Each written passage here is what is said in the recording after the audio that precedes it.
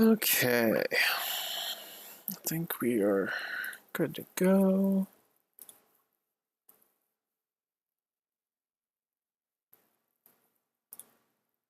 Where'd that pop up?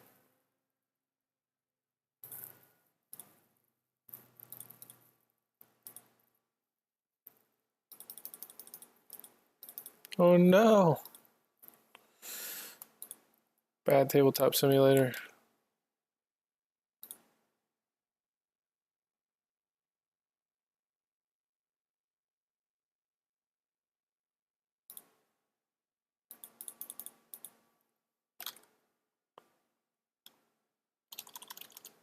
Oh, come on. Can't be serious.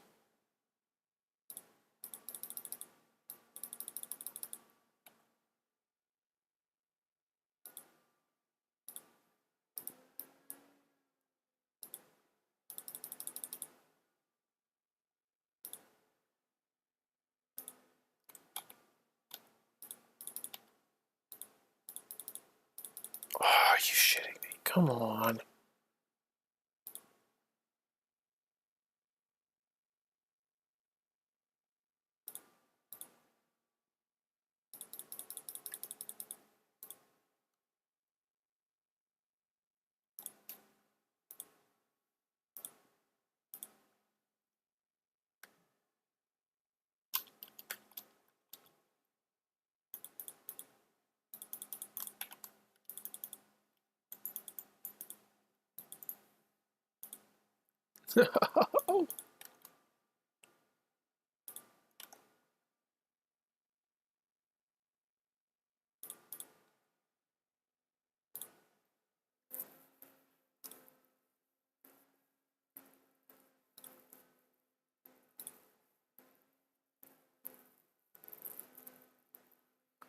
Oof.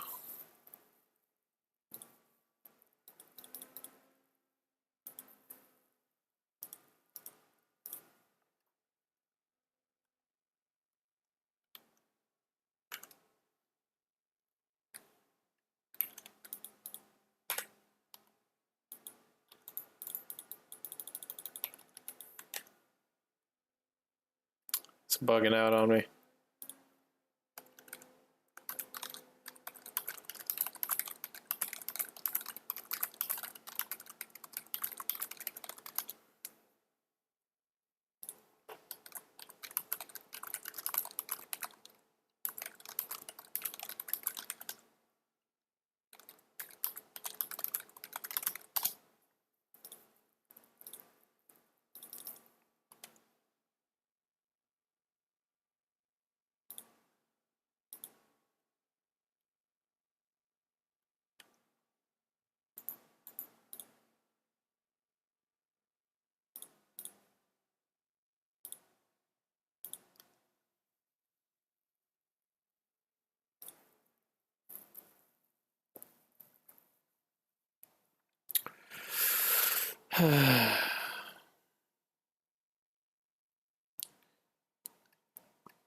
Yeah, I can hear you now. Can you hear me?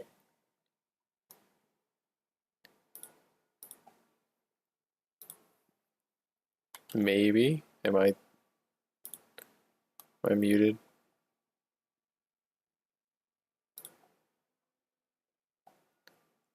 I can hear you.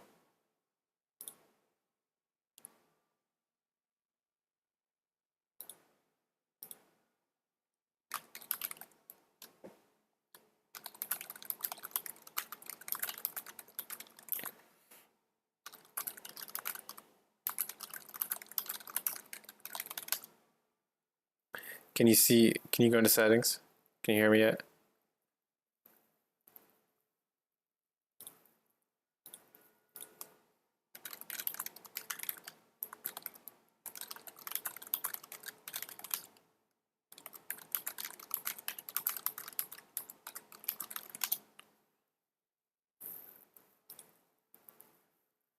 Dun, dun, dun, dun, dun, dun, dun. Yeah, both of mine are on output.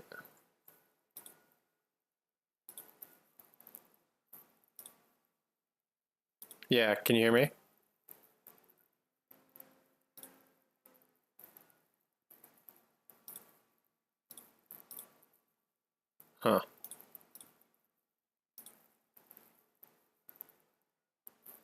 That's the one I want.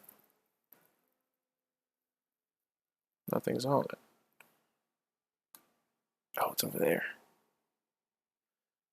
Jeez, oh Pete. Okay.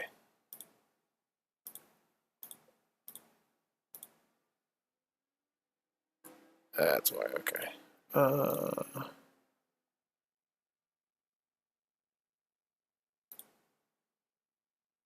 no! Is it gonna do it again? Oh, okay. Okay, can you hear me?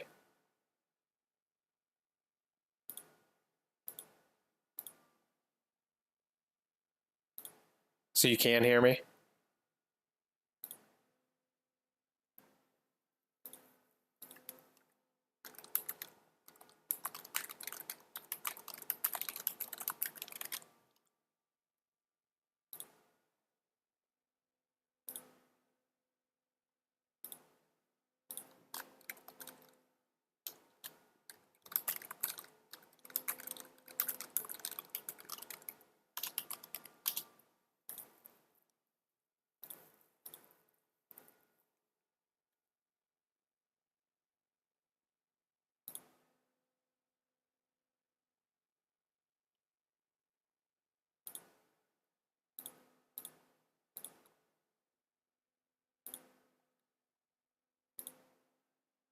Can you hear me?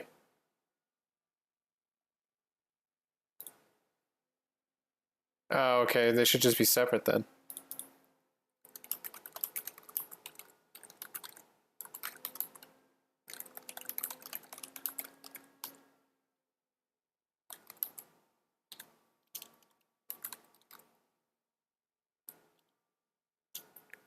I can hear that beep.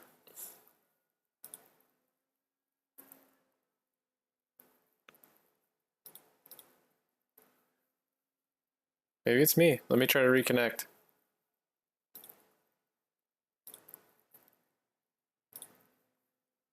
How about now? Can you hear me now? I heard the I heard the sound pop on. Uh,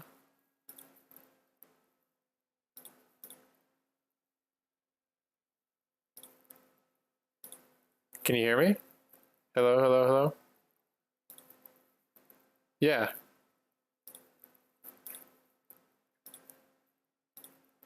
How about now?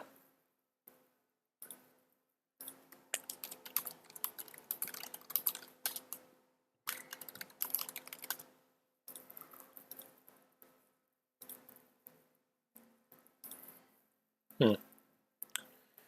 Wonder why. It's picking up my stuff and your stuff.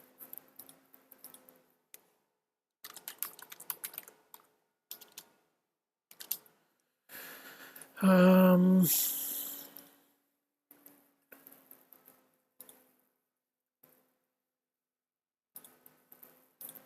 hello, hello, hello. Hmm.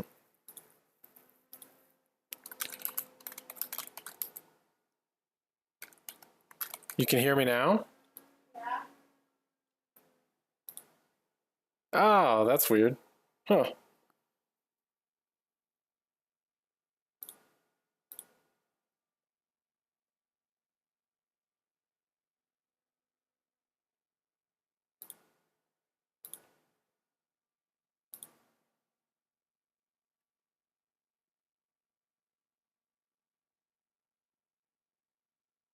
That's wild.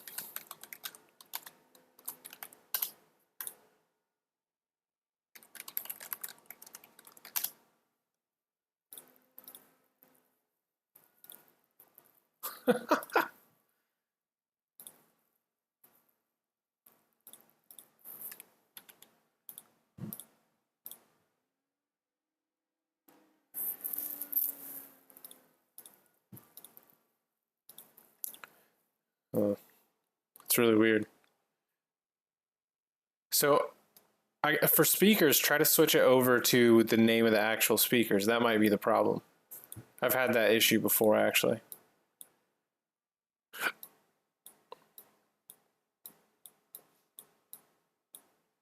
Like sometimes it'll work with some things, and other things it just trips out for some reason.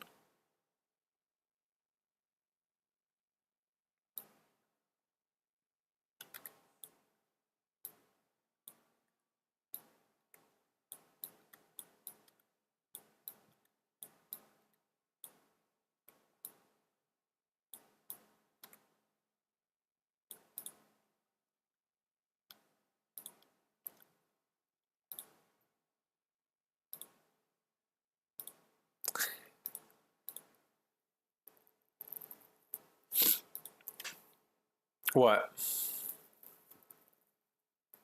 No. You can go into menu, configuration, sound, and you can turn like all the volume down and stuff.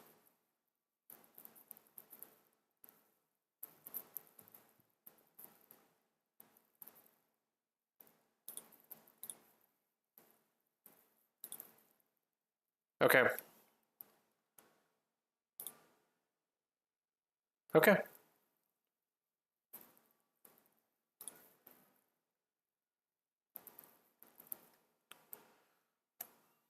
Dun, dun, dun, dun, dun, dun, dun. Is there anyone viewing? Yeah, can you hear me? Bro, it sounds like no. That's weird.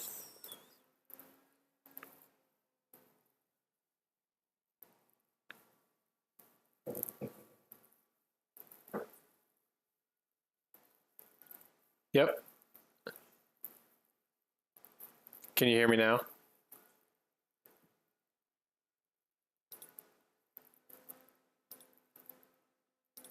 Hello, hello, hello. Can you hear me?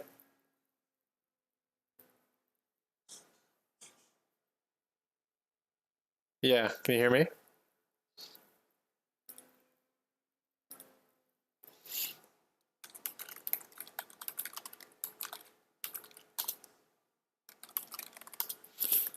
Hmm.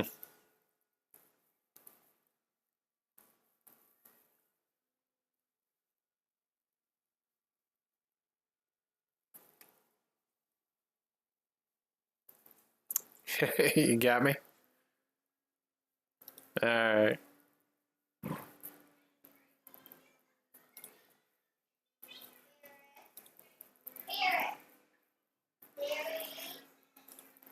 Yeah, it'll just be Chrono and then right. Why did I just do that? I'll stream that. I want you to stream this other one. That one. There we go.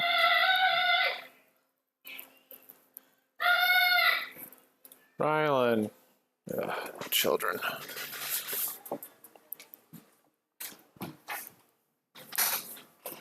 I have a 8-year-old, a 6-year-old, and a soon-to-be 4-year-old.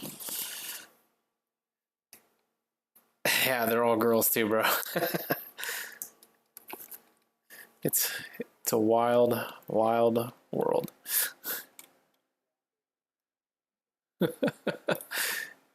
Okay, so you're all hooked up. Okay, so I've got 2 of them set up here. Uh, you can kind of pick whichever one you want. I'll just be black for now, okay? Um, the one over here on this side that has the red and gold, he's more of like a tank with the axe and shield. He does a lot of defensive stuff and a lot of kind of lower damage, but heals himself and kind of wards off stuff. The one over here, the basilisk, it's kind of more of a high burst damage once it gets going with a single 2-handed weapon. So it's kind of up to you, and then we'll go from there. Doesn't matter to me which one you pick. It's just a learn to play session.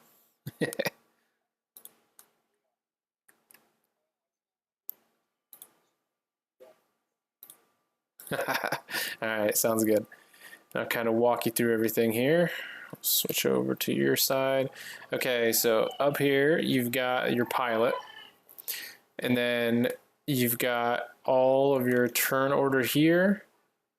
What you're in now has all of your little like rules and explanations and stuff. So if you actually scroll to here, this gives you your kind of card terminology there for your active main, your on play, on attack, counter play, and counter attack. Those will be your main triggers that you'll see in the game. Do you have any questions about any of those?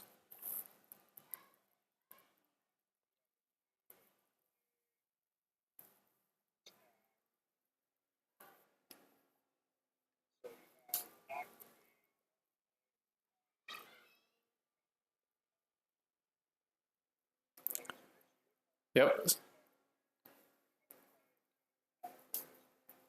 Yeah, so those will be your defensive abilities. So I'll get you a card out here. So like this shield here has Living Fortress, right? But it's got the counterattack ability called Overshield. That's the keyword. And then in the brackets, you can see what it does. I've put helper text on everything.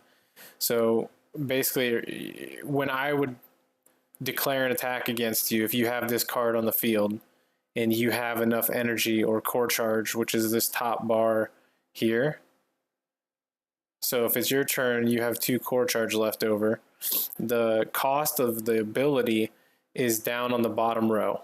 It's that little, the core symbol with the 2 next to it. And then the Mark II is the level. And then the number on the far right is your damage. And the play cost is in the upper left-hand corner.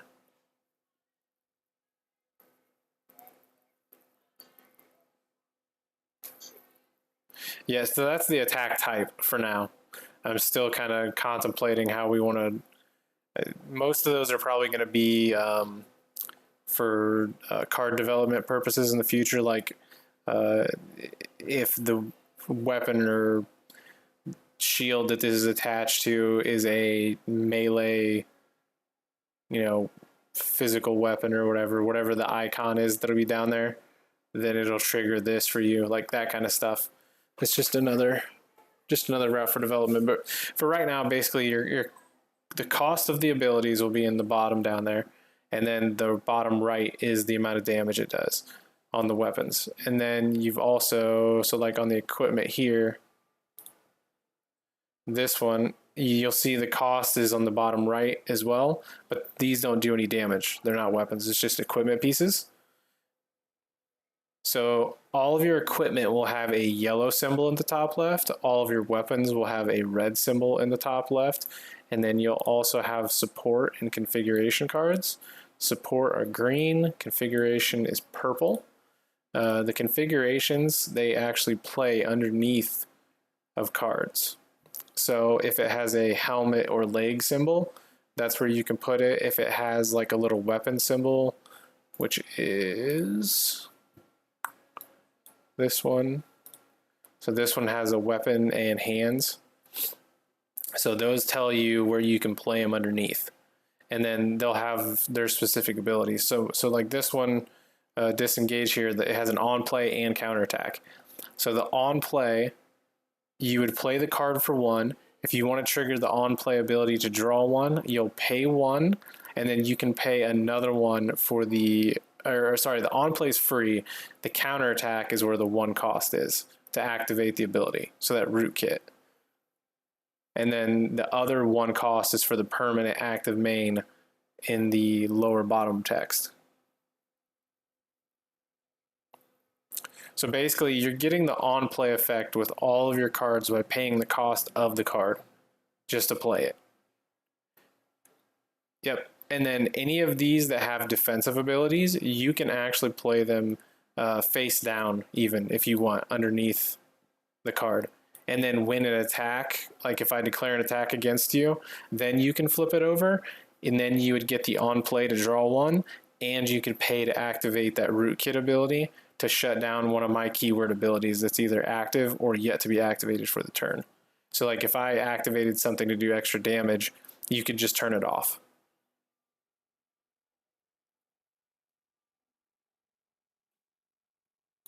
Okay, so we went over damage, we went over that, and then support cards. Most of these are going to have an on play effect, and then either an active main or on attack that you can trigger as well. But like if they don't have a permanent at the bottom, some of them are searcher cards, and they'll just go into your scrap, which is basically your discard. Otherwise, they'll stay in your support area. So like this one, it comes down and deals 6 damage to your enemy shields, and then it can sit back there in your support row, and you can actually trigger that on attack ability to give +2 damage to any attack for 1.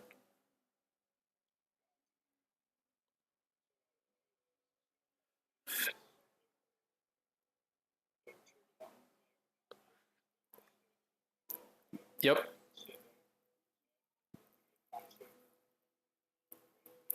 Yep. Yep. And then you can trigger it anytime you attack with either this weapon, or if you get one of the auxiliary weapons in your deck, it's a third weapon that has another ability on it. It's this card here. So they've got the symbol down there that looks like a little missile barrage. Those are the auxiliary weapons.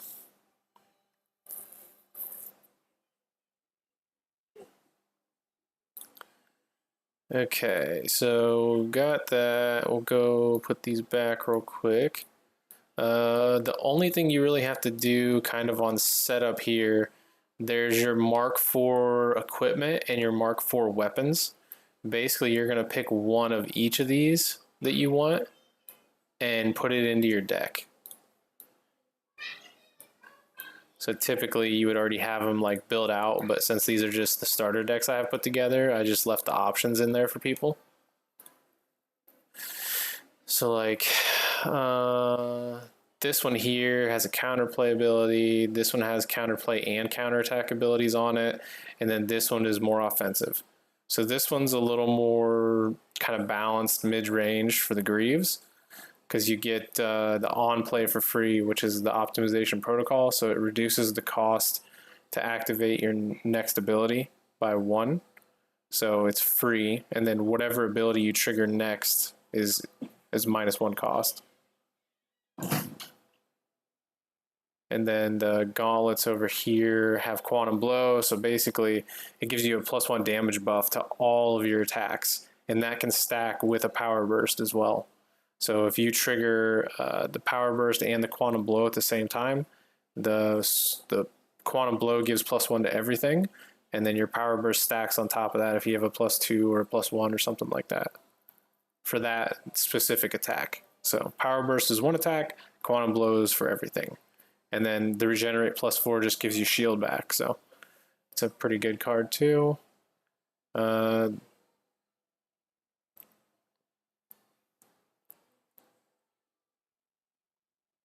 Yeah, and this one's just super defensive.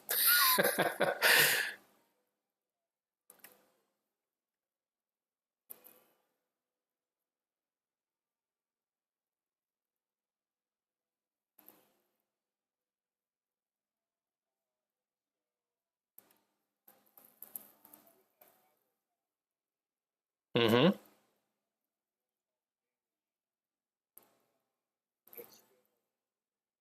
No, it ignores all damage, but if like I trigger an ability that does like a damage over time effect, I can still place that effect on you. It just ignores the base damage.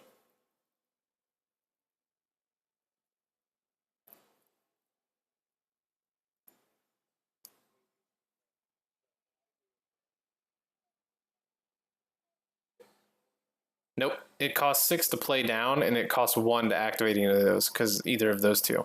So the bottom right is your core charge cost.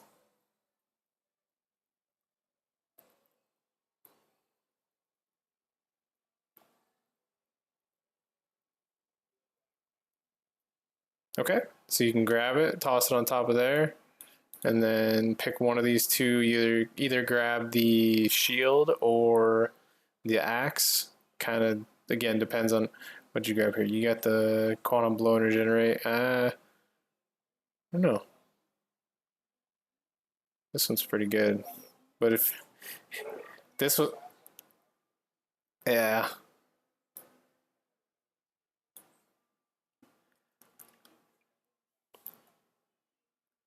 Yeah, you definitely could.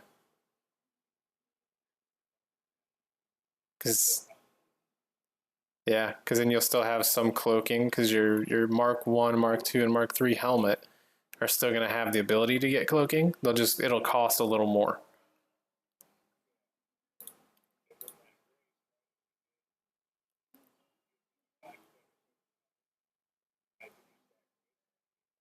Yep. Clears it, and then if you have any extra core charge, you can actually spend that amount too and get even more shield back. Okay. So now you've got that. So we'll flip your deck over. You can go ahead and shuffle it up and then kind of move over and start explaining things. So on your pilot, your health is at the bottom. So it's set at 12 right now. That's what this die is here. And then your core, it has your shield value on it, which is 20. So we've got that set here. And then you'll see a trigger on the core down here at the bottom that says overclock. So when your shields are reduced to 0 or you play a Mark IV card, you can flip this card over. The wording has been changed slightly to make it more clear that anytime your shields are at 0, you can flip it over. So if I get your shields to 0 and you don't want to flip this over on your own turn, you can wait until your turn and then you can flip it over into its overclocked state. And then it gets kind of upgraded and new abilities on it. And then those ability costs will be in the bottom left as well, just like the normal equipment cards or weapon cards and stuff. Yep. Yep. Just hit F. So this is the base state. It just has regenerate +2, and it costs 1. And then when you flip it over, it goes up to regenerate +3, and it costs 1 still. But then you also gain the ability Almighty Push. So once per turn, you can pay to activate an ability a second time this turn. So basically what that would do is it doesn't cost you anything to activate this active main. You just pay the cost of whatever you're going to activate again for the second time. So like if you have Power Burst on one card and it's Power Burst +3, you can pay the 1 or 2 or whatever it costs off of that card. And then you can activate this in the main phase and then pay that cost again to activate it for a second attack. And so when you flip these over, you'll see it also says overclocked. When revealed, you can search your deck or void for a one-handed shield and equip it. So if you hit 0 shield or you hit a Mark IV card and you can play it, it'll trigger that and you can go get any other one-handed shield. So like if you played the Leviathan, for instance, in the deck instead of the shield, and you paid the 4 to play it, you could flip over and then go into your deck and grab a shield of any Mark 1 or Mark 2 or Mark 3 and instantly play it for free.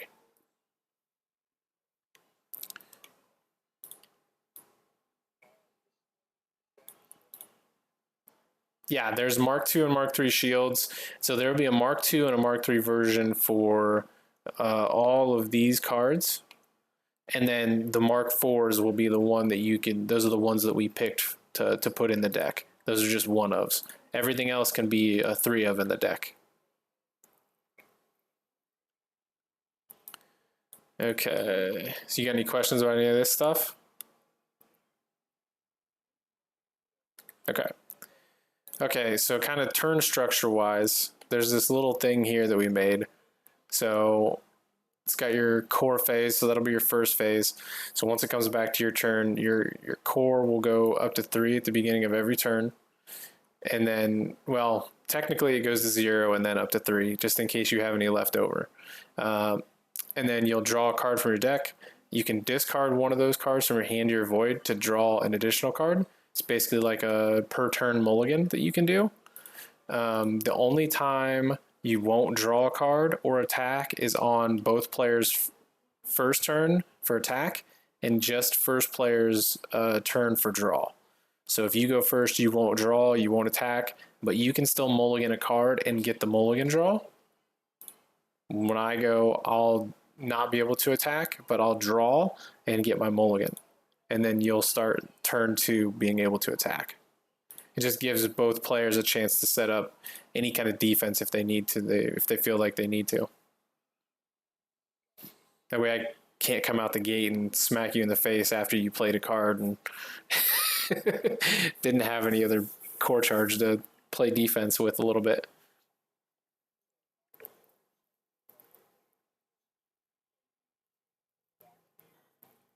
Yep. Yep. You can start attacking or you can play cards first. Totally up to you. The main phase is completely open. The only time you'll enter the attack sequence is when you declare an attack. Then you can come right back to main phase.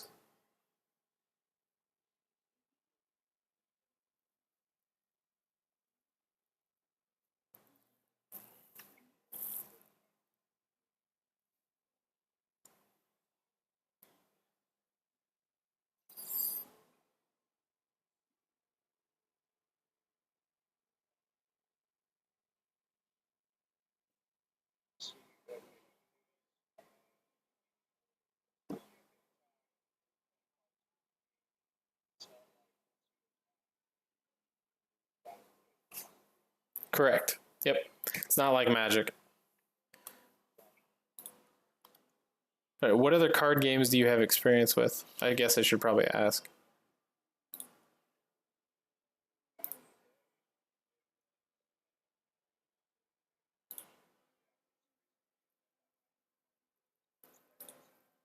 Okay. So this game is like partially influenced by not so much Magic, but kind of like Flesh and Blood, Dragon Ball, and like a couple other games that I kind of pulled things from that I liked and tweaked. And like Digimon kind of uses a system kind of similar to this, but it's more of like a push and pull mechanic on the energy that you get. I don't know if you've ever played it or seen it played.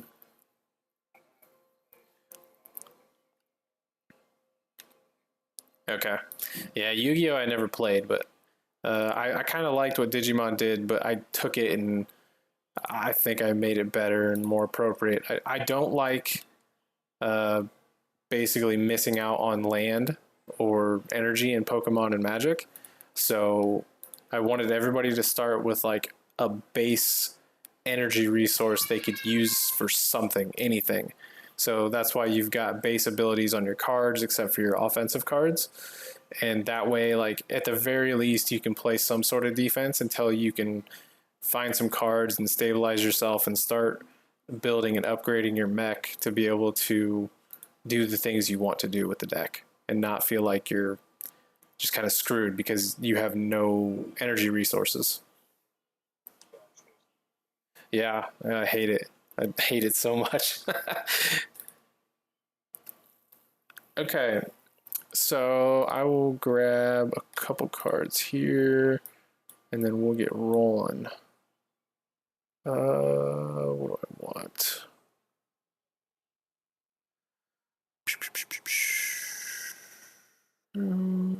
I'll grab that.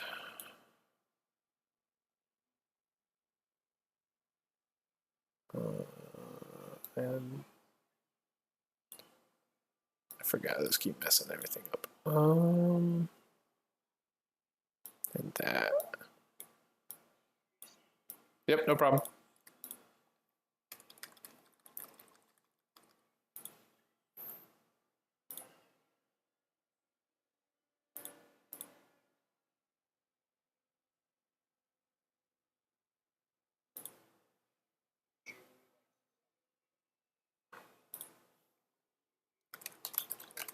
Yeah, for sure. Man, I feel your pain. My car doesn't have air conditioning. It's a 1991 BMW that the previous owner removed the air conditioning from, and it's like super expensive to put all new stuff back in. So I just drive home with the windows down now and sweat to death, but it's okay.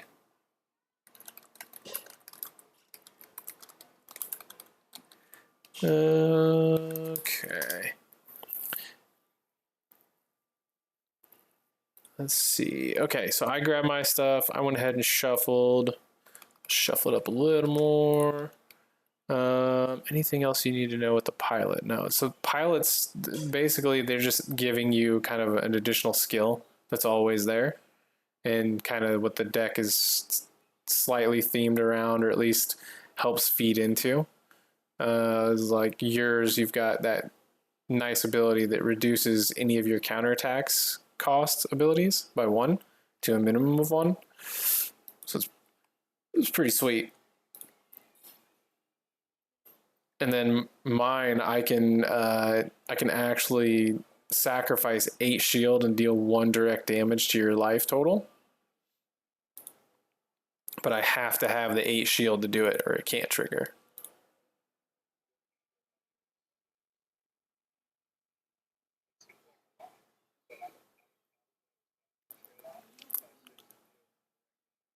Depends, right? Do you need to kill him?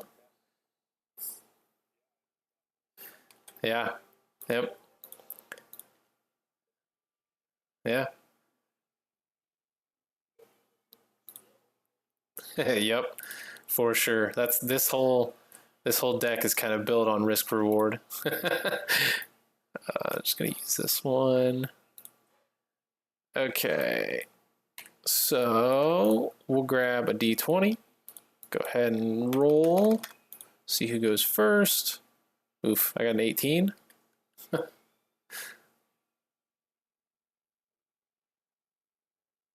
So if you box it, like hold left hold and drag over it and put it in the box and then hit R.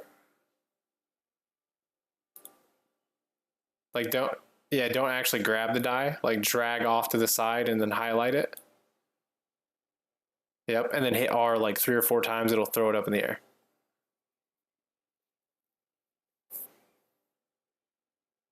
Nah, yeah, hit it like 3 or 4 times, just real quick. Kind of does it. Or you can take it and just roll it like that, like roll it across. It's up to you. There you go. You got a 15. Okay, so I'll go first. Where in the world? No, it's right there. Okay, so we're gonna draw 5 cards.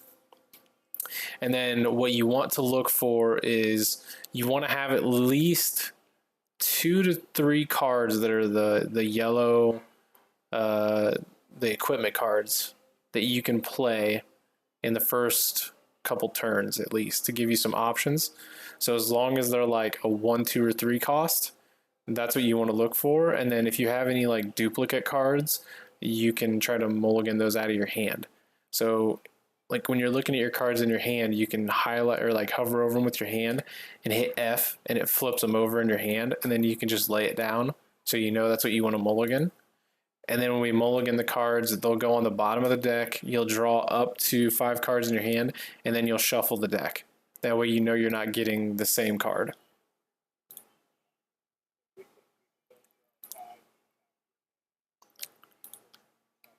Yeah, so you can go ahead and draw 5 now and then look at your cards and like, what's that? Oh, you grab the whole deck. Here, group.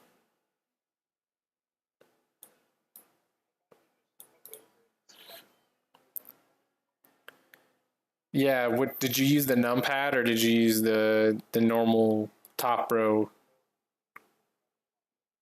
You should be able to. You should just be able to hover over and just hit 5 once.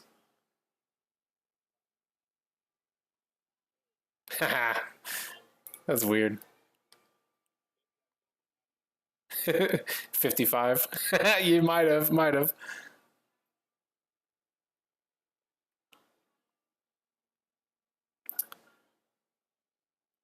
All right, so I'm just gonna put 1 back. I'm gonna draw up 1 to go back to 4, 5 in hand, and then I will shuffle.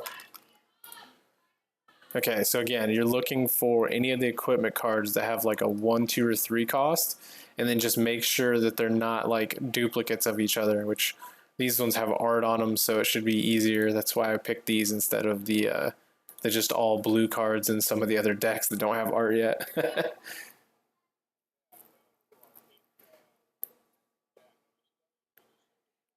You really want to get 2 to 3 yellow cards that you can play the first 2 turns. So anything costs 1 to 3. Okay. So you don't need to put anything back. You don't have any duplicate cards or anything like that. Okay. All right, well, if you're good, we will move on to main phase play then. So again, I can't attack, I can't draw, so we're just gonna go up to 3 core charge, and then I could mulligan a card if I wanted to draw a new one, but I'm not going to.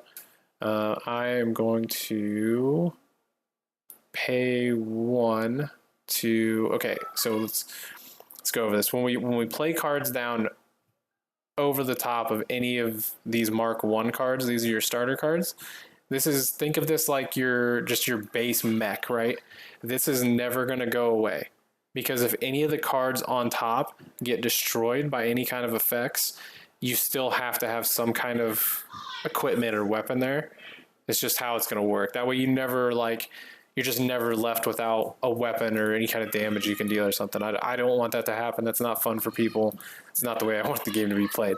So all these Mark 1 cards will always stay on the field. So when you play a new card down, it doesn't matter if it's a Mark 2, Mark 3, or Mark 4. As long as you can pay the cost of the card to play it, you can put it down on top of that spot. So like this card is just the Mark 2 gauntlets, and it costs 1. So I'll reduce from 3 to 2, and then I'll play it on top of the previous Mark 1 gauntlets. And then if I had a Mark 3 that I could pay for, I could have done that instead, but I don't. So then we will, I'll pay 2 and put down this weapon over the top, the Fang. It's a Mark 2 weapon. Okay, so then I'll show you real quick. I forgot to mention it before. These have a permanent at the bottom of all the Mark II, Mark III, and Mark IV equipment cards. They all say they have a permanent at the bottom on all the Mark II, Mark III, and Mark IV equipment cards. So they'll say, while this is attached to your chrono, plus 1, 2, or 3 core charge at the beginning of each turn. So this is why I was telling you, you want to make sure you had a couple yellow cards, because this is going to boost how much core charge you get to enable further plays and higher upgrades that you can do. So that's kind of how we're building resources.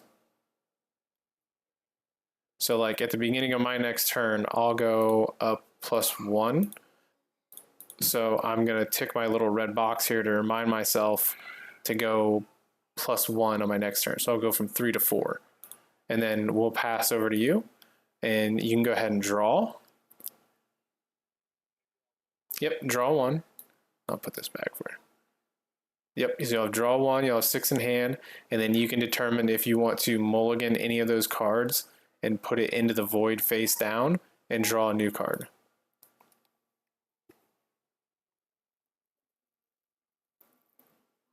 Okay, so then you'll take your core charge from 0 up to 3.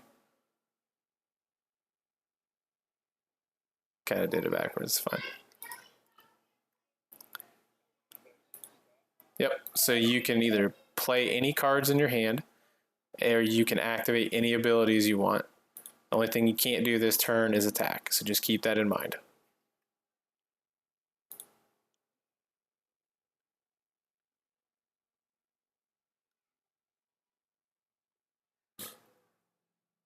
Oh wait, no, you can attack, sorry, I can't.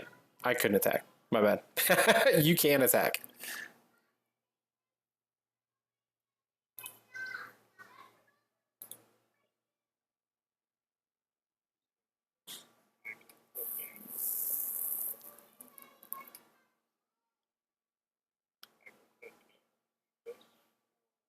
Yep.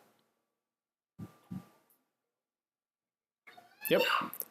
And then you'll just tick this up +1 to remind yourself next turn you'll go up 1 charge.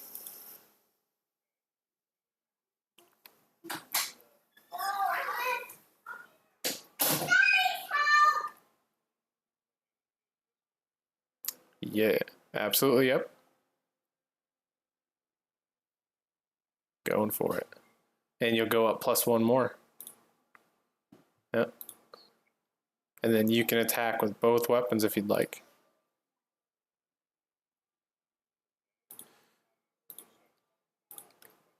Okay.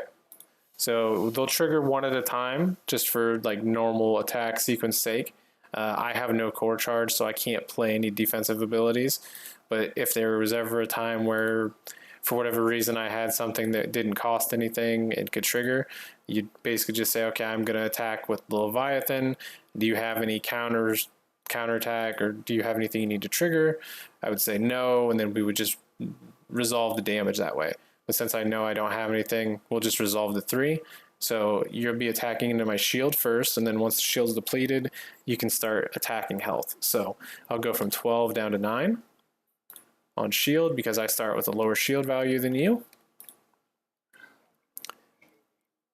Yep, shield is core, health is pilot. Yeah, I start at 12, you start at 20. Yep. And that's also the max shield, or the, sorry, on the core, you can go above the value to a max of 20.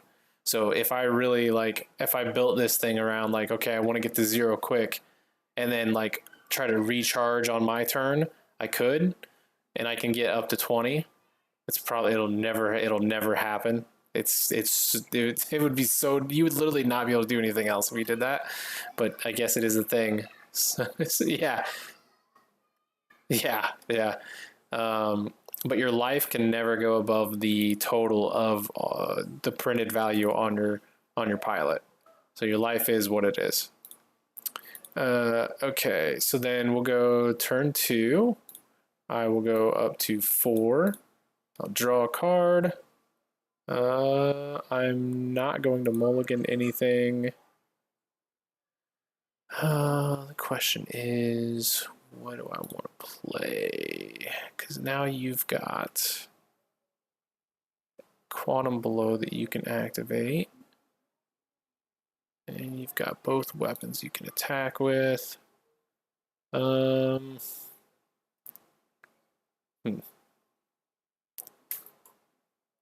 Yeah, so that is on the gloves that you, or the gauntlets that you played down. So the ability is called Solar Flare. The keyword is Quantum Blow. Sorry. So you can, so you can pay 2 for that, and then it'll do +1 damage into shields from all sources of damage. That includes damage over time effects, by the way.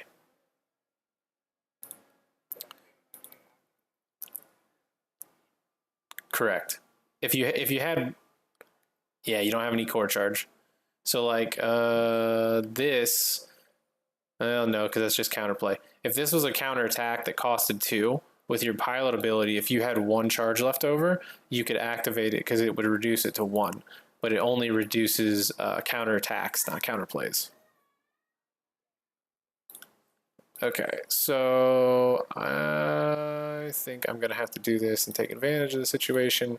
I'll pay all 4 to play down my auxiliary card called the Temporal Spike. And then I will move right into attack phase, and I'll attack first with my Fang. So it's going to do a base damage of 4. So you'll reduce your shields from 20. And then I'll attack with the Temporal Spike as well for another 3 to try to take advantage of... Come on.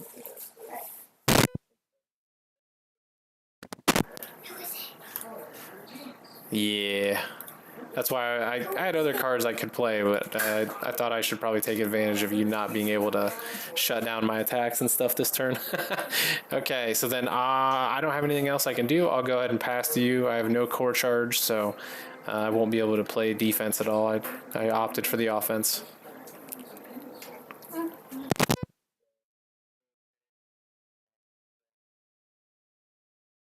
Yep.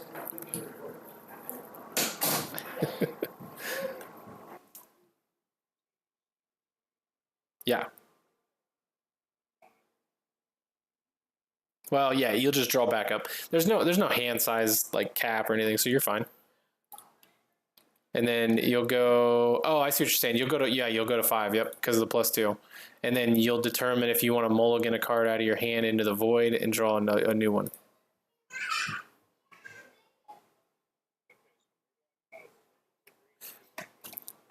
So green is support, purple is the configuration, and depending on the symbol, it'll either go underneath of your helmet, your visor, your gloves, or your legs, or it'll go underneath of any weapon that you choose.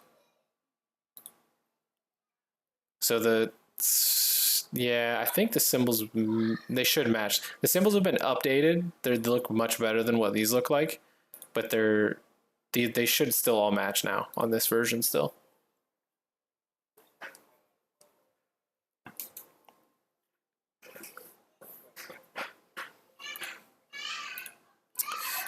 If it's a little weapon one, it can go on anything. Like it should have like 3 swords. Oh, okay, because that's a green one. That's why. So that goes down in the support area. So the purple ones go underneath the card. Sorry.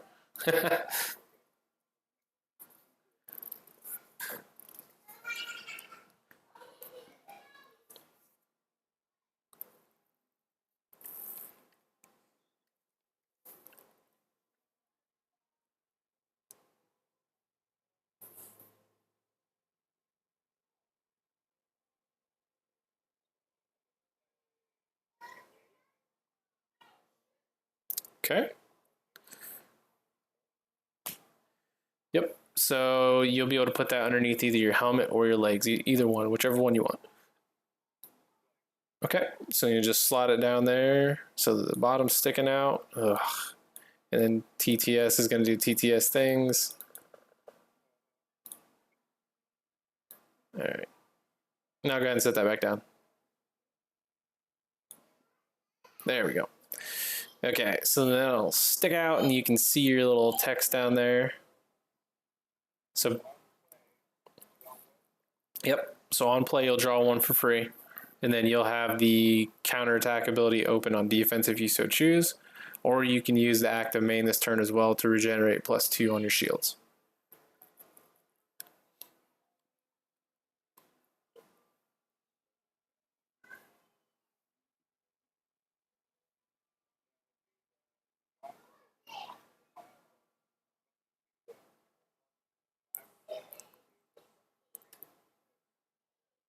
You can put a Mark III on a Mark I. As long as you can pay for it, you can play it.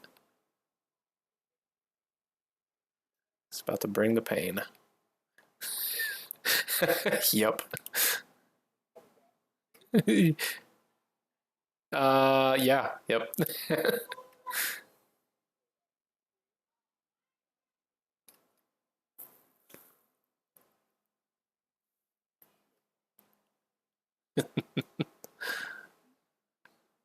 Big ouch coming in. Yeah, the big ouch coming in.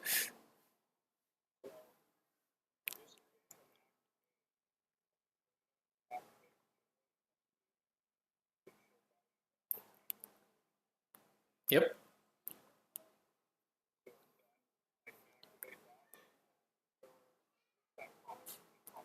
Yep. So the counterattack and the active main both cost 1.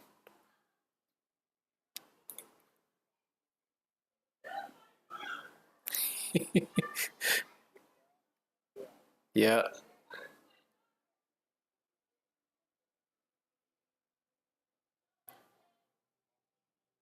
Yeah, with the Leviathan.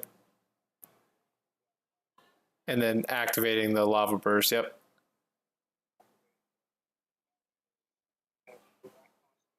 It costs you 1. So the cost, yep, cost is in the bottom row.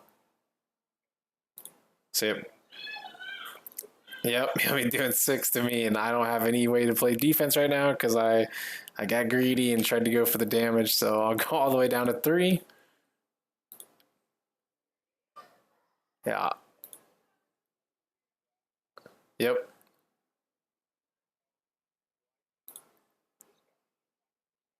Yep. Correct. Yep. So I'll drop down to 2.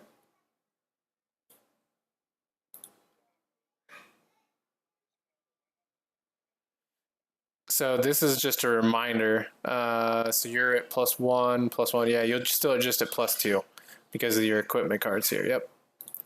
So only time you'll tick that up is if you play down like a Mark III card on top of either of these or a Mark II or Mark III on your helmet.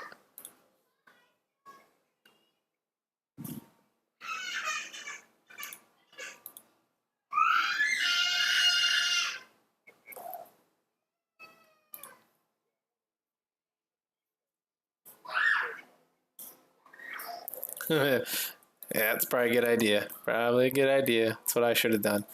All right, so we'll go round 3. I'll draw 1.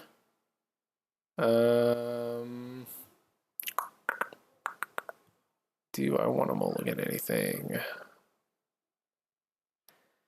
Oh boy.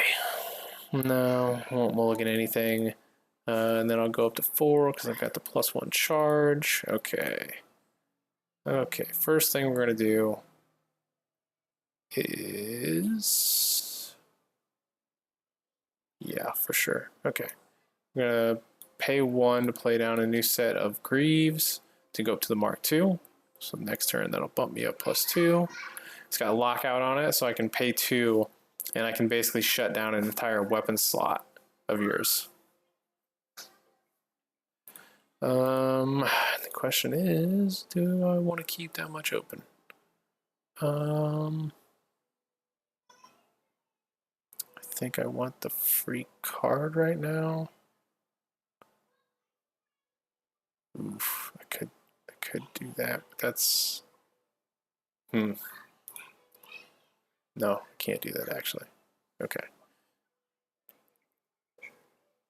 Yeah, so those 3 cards are your main resource drivers. It's kind of the way I thought about it is, okay, well, like if you're constantly upgrading your equipment, why wouldn't your energy, like why shouldn't your energy go up? Like that should enable more plays. Like, so that's kind of what I went with. And it kind of built the game around it.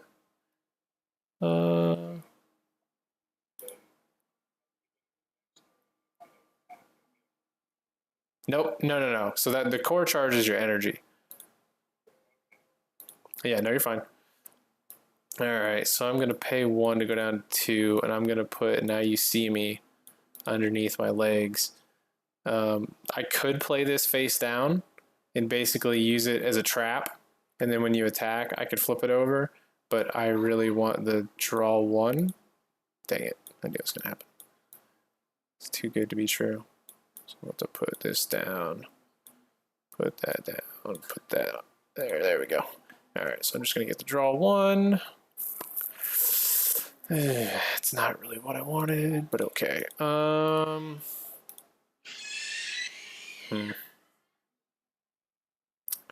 Man, I could do some stuff, but I don't have enough really. Kind of stinks.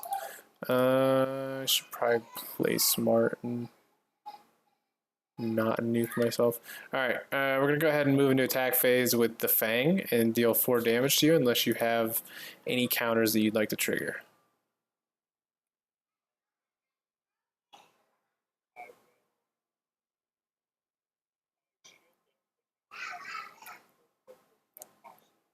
Yeah, it costs 3. So your ability will reduce it by 1.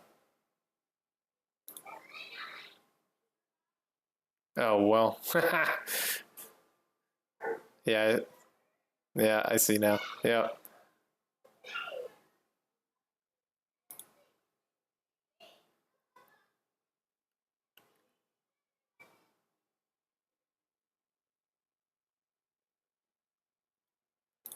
So in that case, do you regenerate +2? Because that's what you would have done. Do you regenerate +2? Because you would have done it off of this or that last turn. Especially if you knew that you weren't going to have enough to trigger this. So just go ahead and do it. And put yourself down to 0 if you want. You see what I'm saying? So that way you wouldn't have had wasted resources. Because I didn't catch that. That was my fault. I thought it was a 2 for some reason. I didn't remind you. So that's what I'm saying. Like if you would have known that you couldn't trigger this turn, you would have done the regenerate to go to 0 and then go up to 15 on your shield value. See what I'm saying? Because otherwise you just have 1 charge just sitting there doing nothing.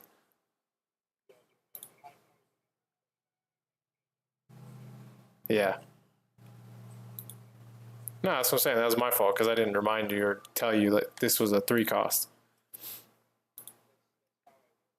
That's fine. Hey, if you don't want to do it, you go for it.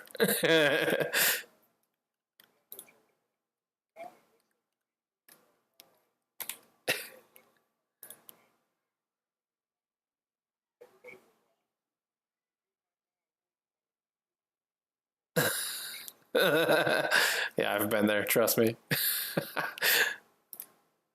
Okay, well, in that case, I'll attack with the Fang, which will do 4 into shield. And then since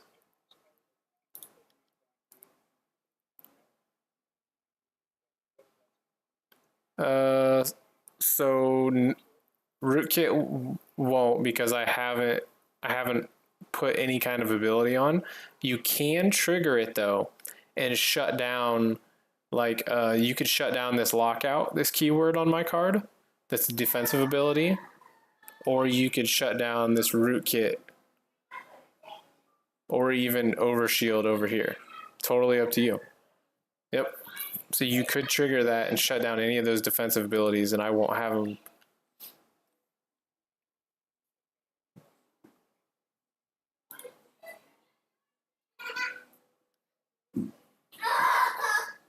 Okay.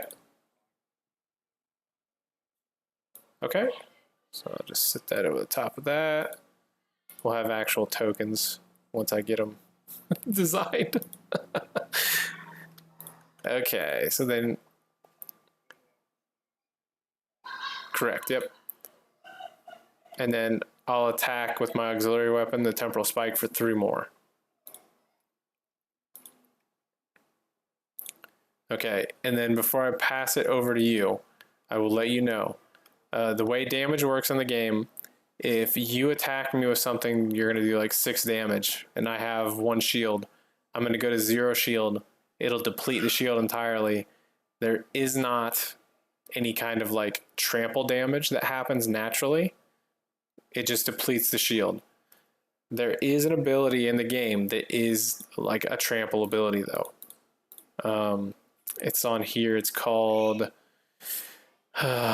change the name of this. Shockwave is what I ended up landing on. So it's top 1 on the keywords page. It should be like page 3. Yeah. Yep.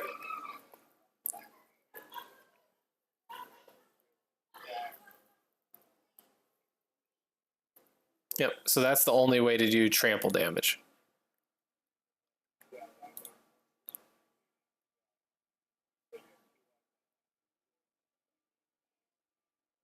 Yep. Yep, off of life if you had Shockwave activated. Yep, otherwise it would just deplete the shield and then your next attack would deal life damage. Okay, so then with that, I will pass to you for your turn. Go ahead and draw.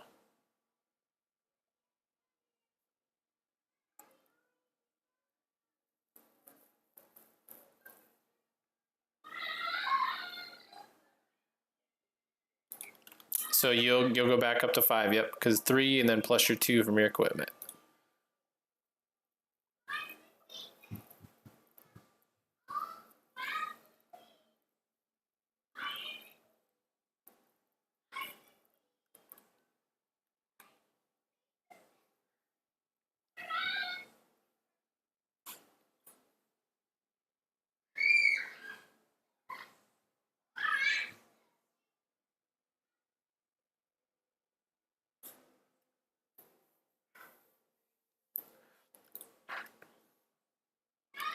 Oh, let me tell you. So this card right here, right? This weapon card, the Leviathan. You see the permanent text there at the bottom? It says when this card is scrapped, plus 2 core charge instantly. Okay, so this is where if you play a Mark III card down on top of this, you would be rewarded for doing so. So you would take this card, put it in the scrap, gain 2 core charge instantly, and play down your Mark III. And then pay the cost. Because you're replacing that one. The only thing that can't be replaced is the Mark I.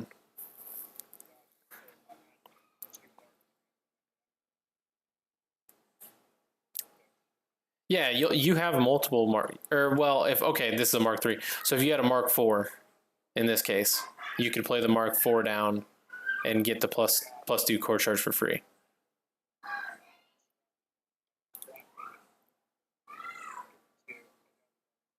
Yep, and then pay the cost.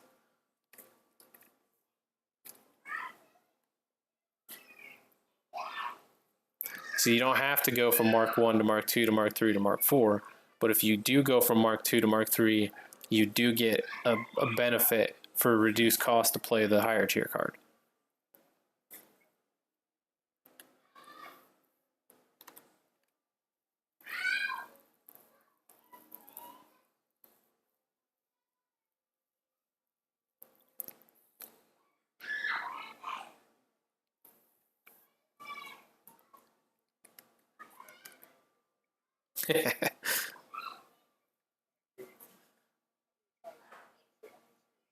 All right, let's do it.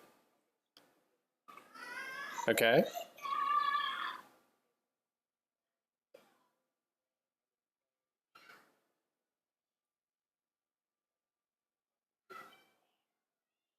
Okay. Yep. I see what you're doing here.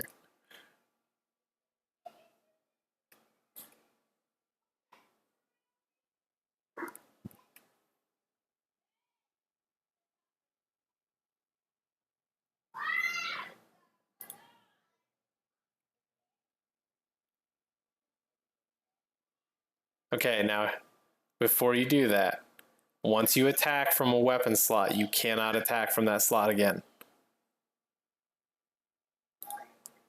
So if you attack with this and then play a Mark 3 down, you can't attack with that again. Okay? I'm just letting you know.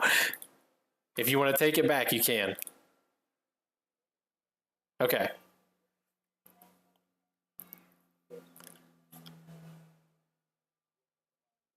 Okay. Okay, and I can't do lockout, and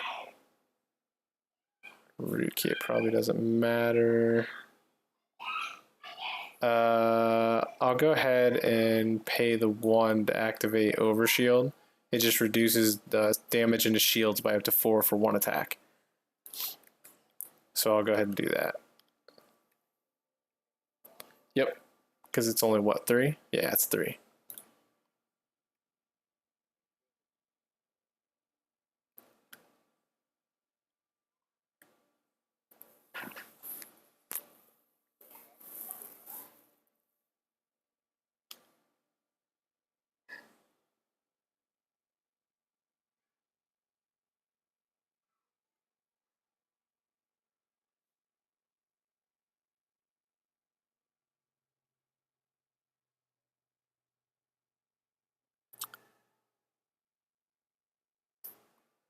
I mean, right now you could get 4 shield back for 2 energy, 2 core charge off 2 different abilities from here and here. That's not a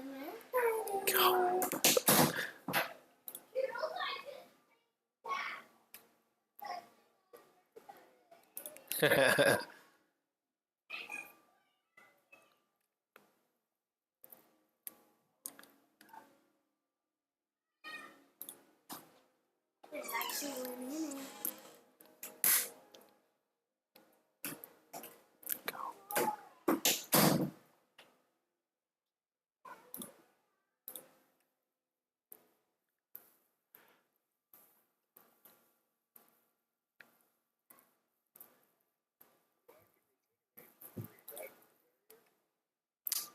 What are you looking at?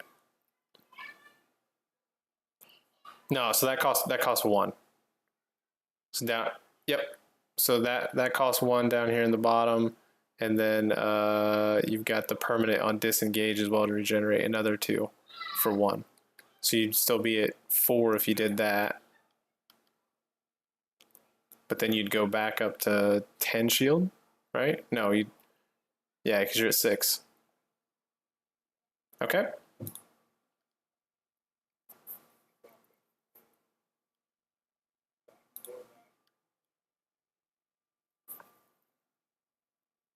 And don't forget, if you want to keep this live, you need 2 open. for the shield dome.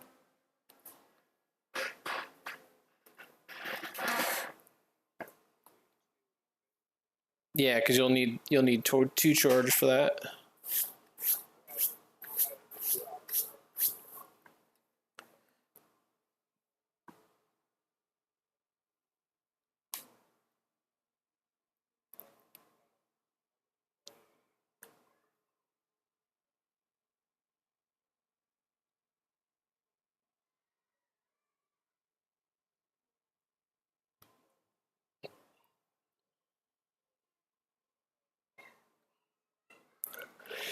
Oh yeah, the shield drone.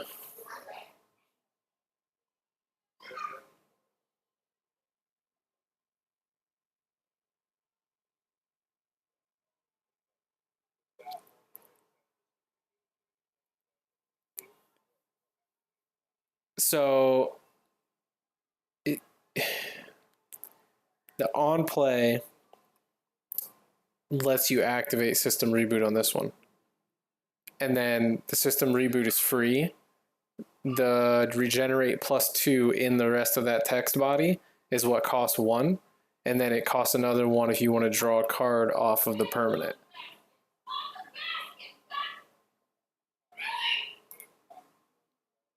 Yeah, yep. So you pay 1 to play the card and then pay 1 to draw 1. Nope, you're still at 4.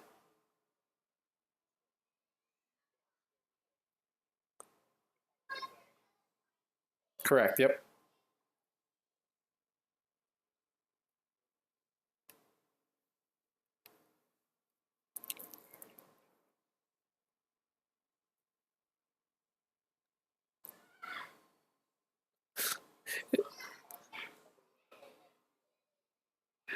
Correct, yep. Okay, going up to 12.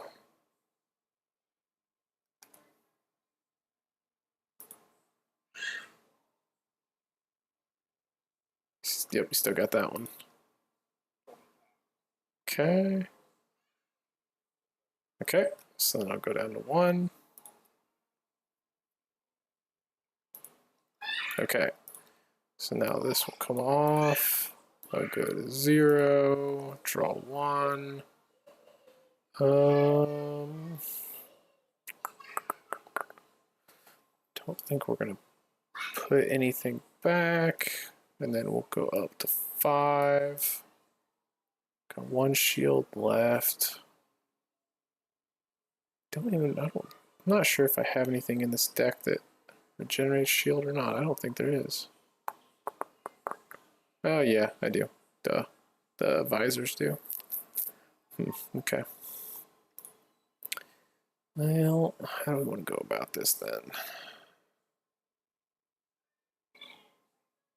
I guess we'll pay 3. 1, 2, 3. Go down to 2. Upgrade our visor. So we'll be at +4 next turn. 2 from this, 1 from this, and 1 from this. Yeah, and then on play, I can pop the root kit for free. So it shuts down one of your keywords. We'll shut down the cloaking. So we'll set that there. I've got 2 left. Do I want to...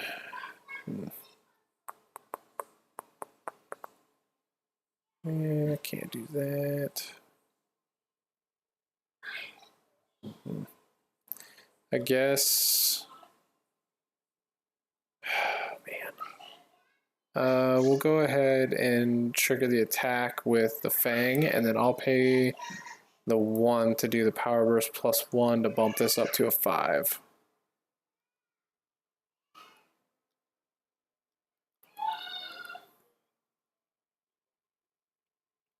Yes, you can. So when I play this card, you can trigger feedback loop because it's on a counterplay, right? So I played the card, so you can, yeah, you're fine, you can trigger it. So then any abilities that I would have to trigger would cost +1 more. So you could do that if you wanted. So you go to 0, and then basically I wouldn't be able to trigger this then. So yeah.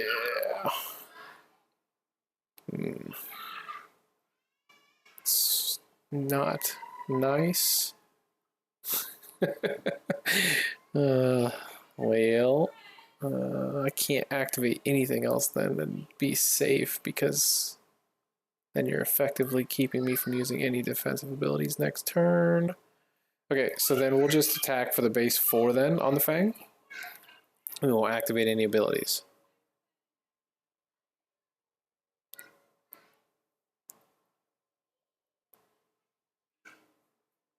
Yeah, and then we'll attack for 3 more with the Temporal Spike.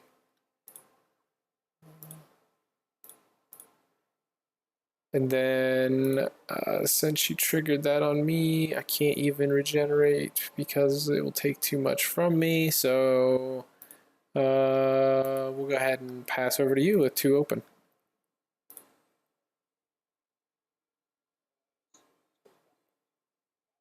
Yep.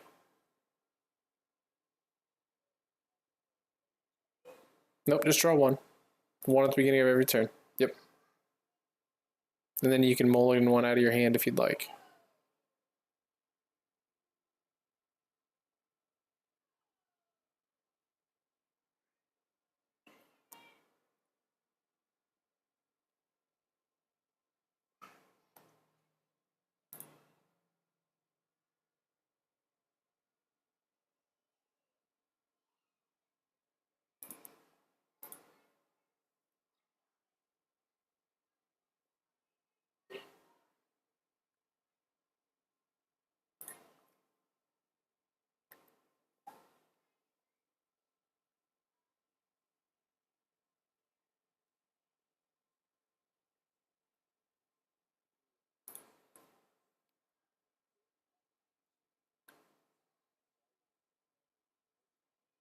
Mm-hmm.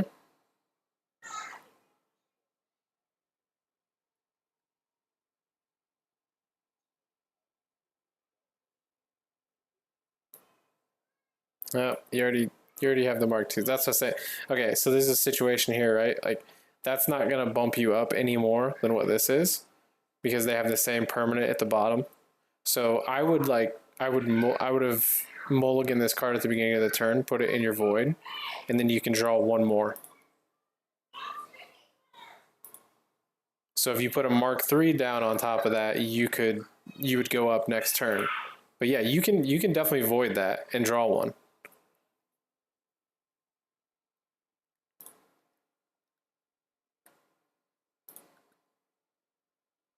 This will go away too.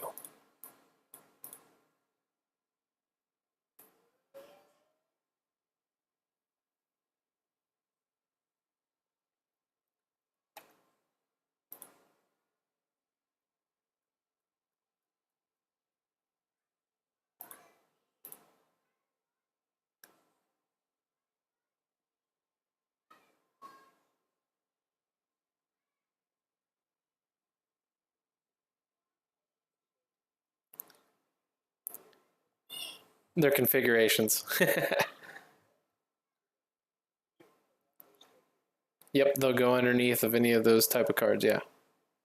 So you can replace it if you want.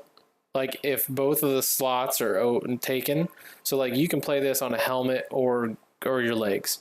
So if both slots were taken up, you could take one out from under, you could toss it in the scrap and play a new one down.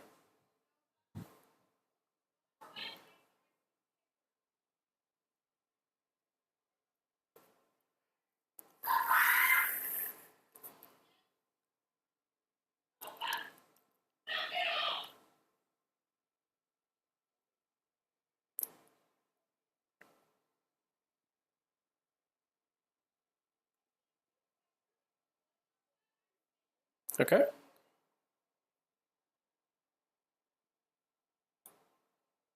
Haha. Didn't suck it in. Yep. So then, yep, he'll draw 1. Oof. And then when I play a card, you can trigger virus on your turn as well.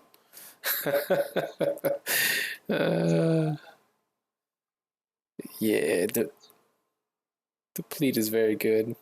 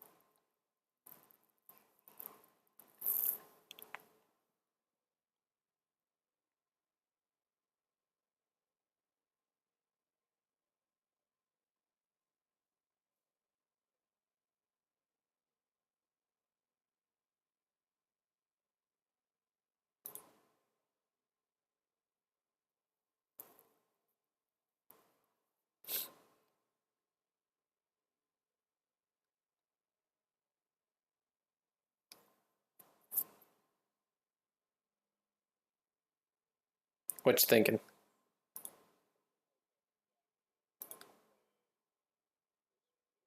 Yep.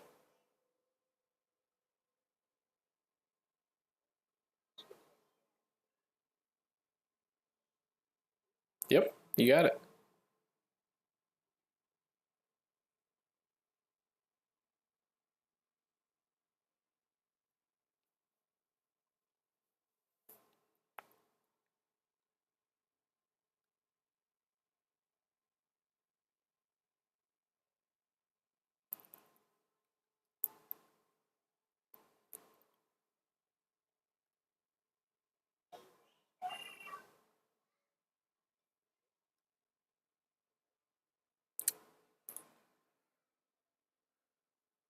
Wait, what are you paying one for? No, you don't have to pay to attack. Just to activate the ability if you want. Sorry.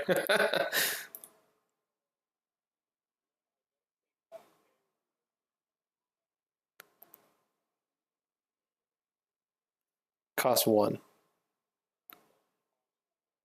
Yep, I've got two open.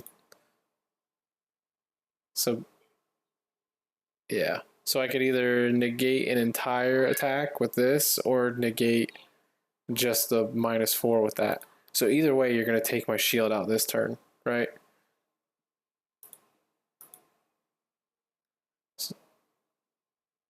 Yeah, because I can't, I don't have enough to play both abilities. If I had three open, I would.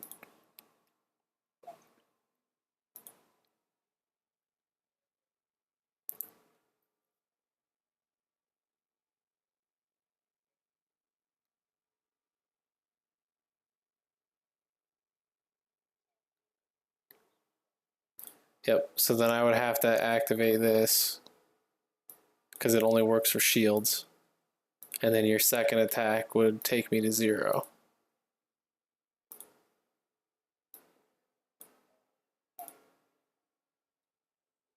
Yep, yep, and it depletes the shield. Yep.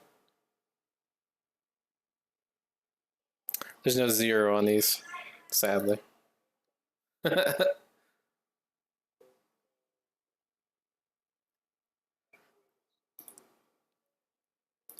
Yep. Yeah, you technically only need one open now, right? Because your skill cost is only a 2 now.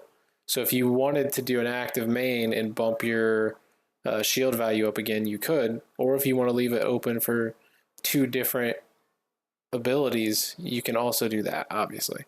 Because then you'll have one for the counterplay and one for the counterattack here and here if you leave two open.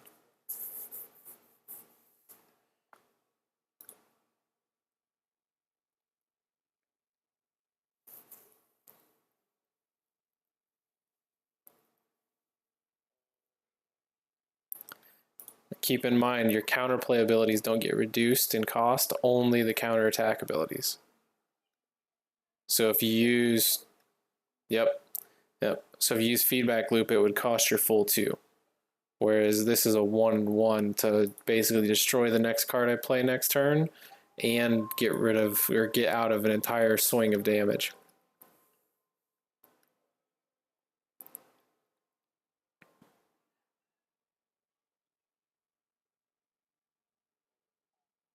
Yep.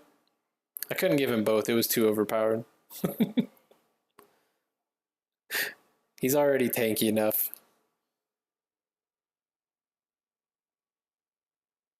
All right, so do you want to end your turn with 2 open then? Okay. All right, cool. We'll move into round 5. We'll go down to 0. I will draw. I am not going to mulligan. And then I will go up to 3 plus 4, 7. Okay. So this will infect the next equipment or weapon card and destroy it at the start of the opponent's next turn. Which would be my next turn. So I get it for 1 turn and then it dies the next turn. That's fun. I made that card. Okay, I'm gonna play down maintenance hanger for 3. So 1, 2, 3. And then I'm gonna pay 1 to trigger its on play ability to regenerate plus 4. So then I'll go back up to 4 shield. Man.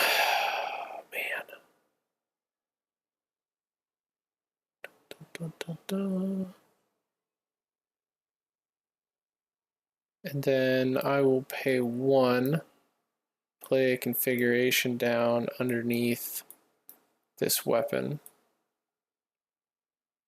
So this is catastrophic blow on play. It's going to draw me 1, and then I can activate power burst plus 2. So I'll pay 1 to activate it if I want to on an attack. And then if it's attached to either a weapon or gloves that already have power burst on it, I can activate power burst plus 1 for free on a separate attack. So since this weapon has power burst, it'll trigger on the second attack for free, but it's just a power burst plus 1. And that's only if I pay for the power burst cost in general either as well. Okay, so then on play, I will draw the 1. Ouch. Not what I wanted. And then this also gives you the permanent beginning of turn plus 1 core charge next turn. So I'll have plus 5. So I'm at 3. I need at least, I pretty much have to have 2 open. I know you're going to block one of my attacks. That's fine. I don't have much of a choice. Okay, yeah. So I'm going to declare the attack with the Fang. I'm going to pay the 1 for the power burst to go power burst plus 2.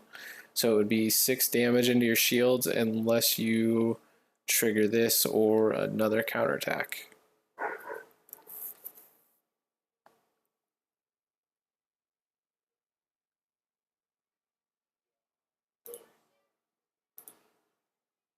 Okay. Yep. Okay. So just yep. And then I screwed up. I forgot I was at 0 shield. I could have flipped my core over. Oh no, bad sequencing.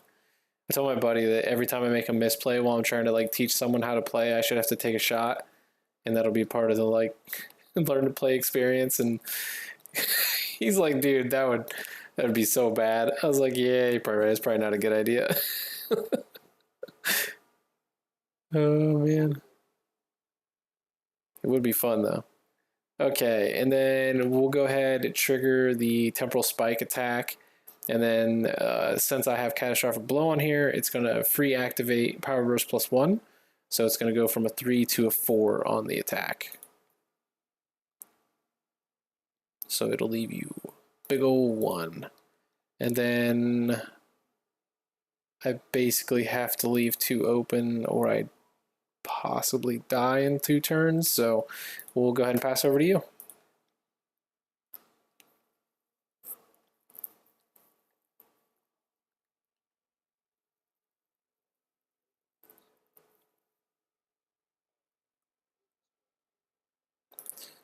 So you'll go up to 6 now. Yep.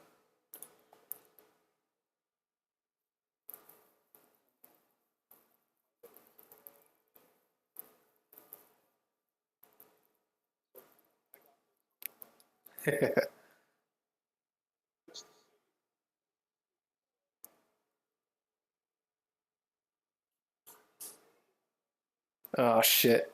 Yep. Dang it. Yeah. Yeah. Shields go bye-bye. Can't block that one. Nope. It's not technically an attack. So it doesn't trigger any counterattacks. Yeah, that's why it only does damage to shields and not to life.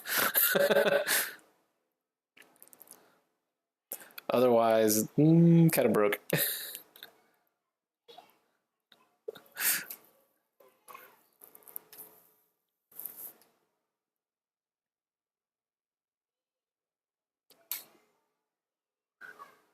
Yep, so I'll go down to 11 life.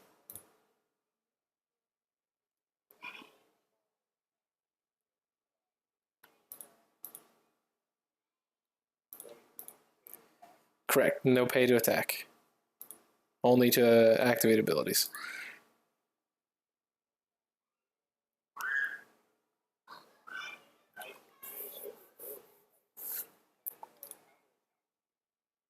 Yeah.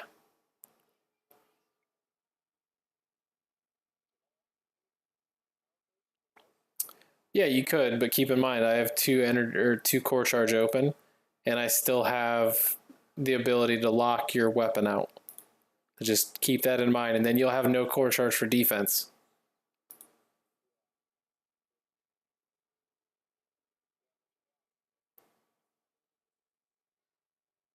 Yeah.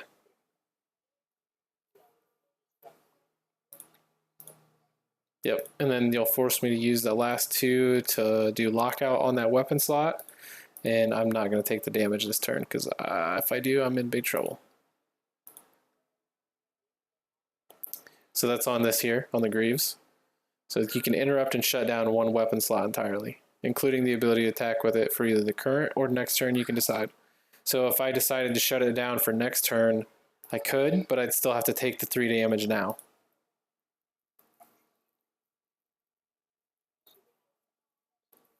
Okay, yep.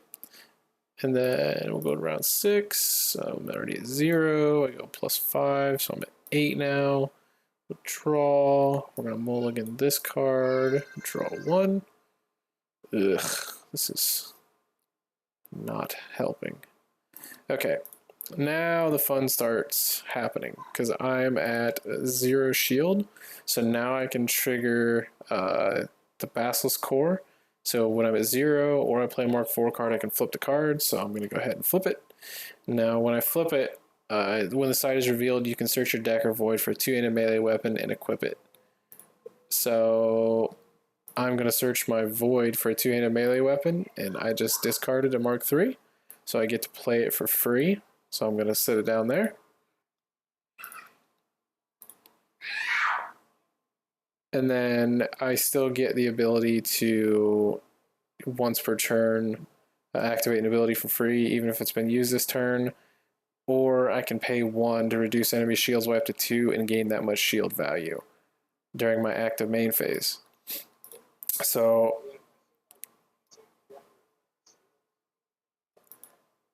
it can be. It depends, right? If you have enough damage that you think you can finish them off, it's a good idea. But otherwise, sometimes it can be slightly detrimental or set you back a little bit.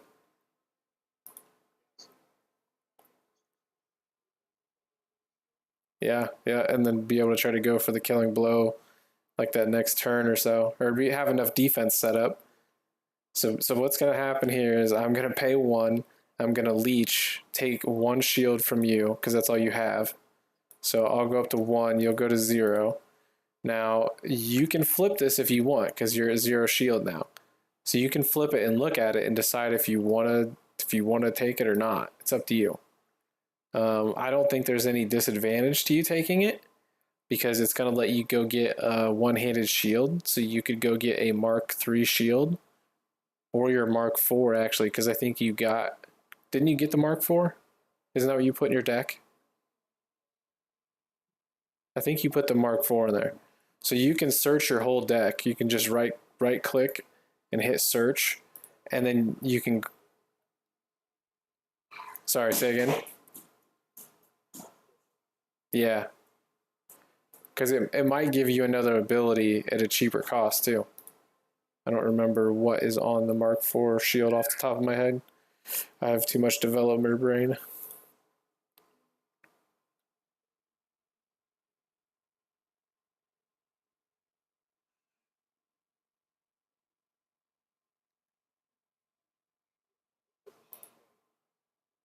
It might be a blue card. I'm not sure if the art's on that one yet.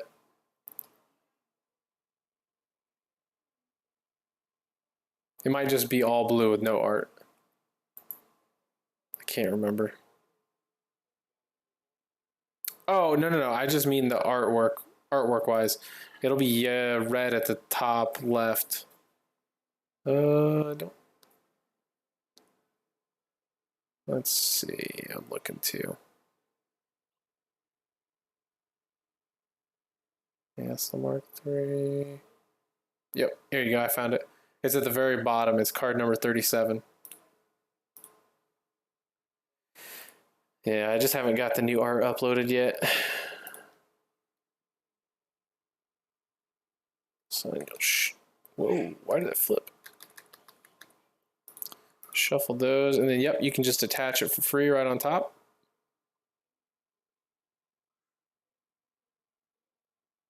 Yeah, you can put it right on top. There you go. And then yeah, so now, okay, so that's only for shields. Okay, so you'll still be able to use cloaking. Yep, when I attack. So this only works for shields, but you can regenerate shields next turn too. If I don't think there's no way I'm going to kill you this turn, so you'll still be able to regenerate.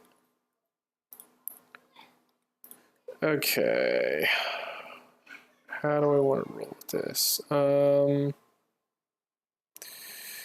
I know you're going to stop at least one, if not both.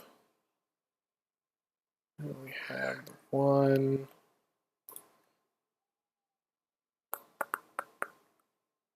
Okay, so I'm gonna pay 1, activate, regenerate +2 from the visor on Everlasting Life. I'll go up to 3. I can only do that once per turn. Dun, dun, dun, dun, dun. Okay, and then I'm gonna activate my attack with the all-consuming, and I'm gonna pay 2 to activate Quantum Blow on my gloves. So it's going to give +1 damage to all sources of damage this turn. So this would go up to a 6. Do you want to trigger cloaking?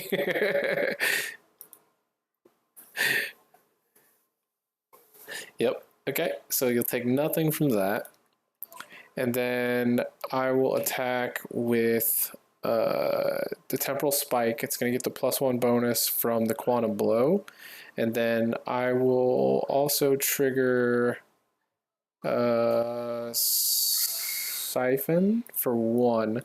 So it takes 2 of my shield and gives my attack a +2.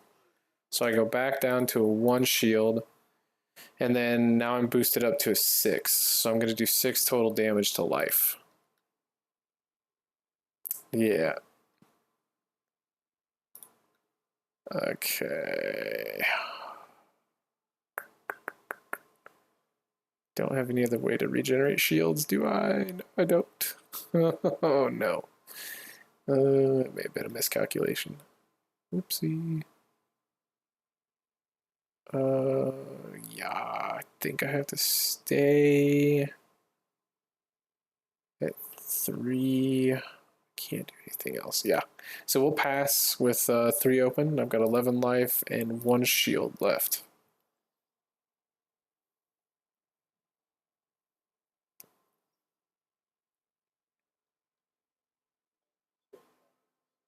Yep. We got +1. +1, +1. Yep, so up to 6. Oh crap, I forgot you got the freebie on that. It's an extra 4 damage.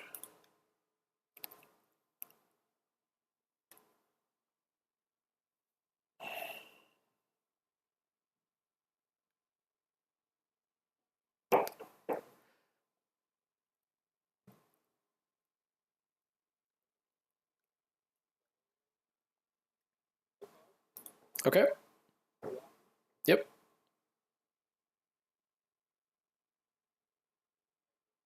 Yes, sir.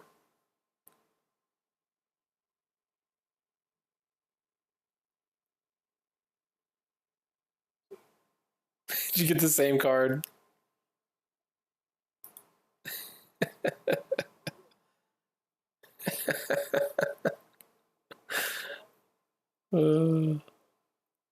It's wild. Yep, just once per turn. Do you you have this card you can draw a card off of. You can pay 1 to draw 1 off the shield drone.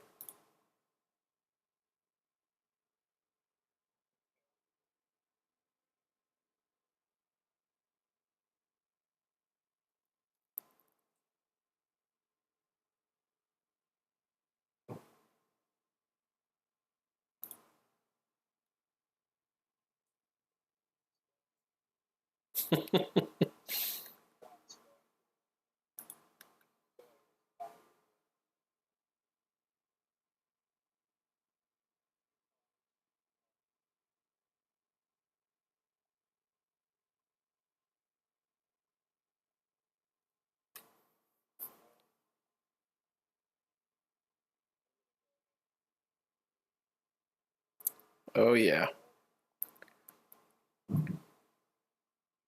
Yep.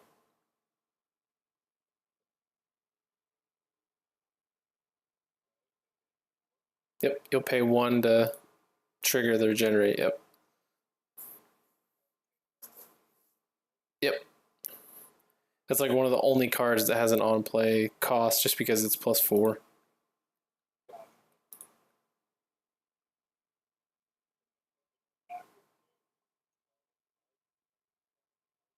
So you would have to pay 1 more for that. So that's the 1-1 split on the cost. But then at the beginning of your at the beginning of your next turn though, you'll go up +1 core charge. So it's effectively like an extra piece of equipment. Yep.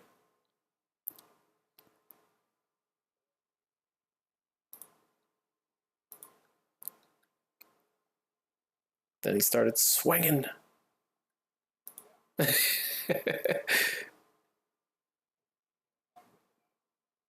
Yeah.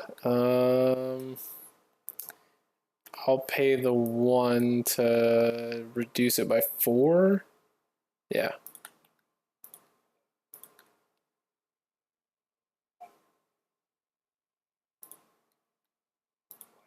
They, yeah, you can attack with a shield as long as it has an attack value, which it does.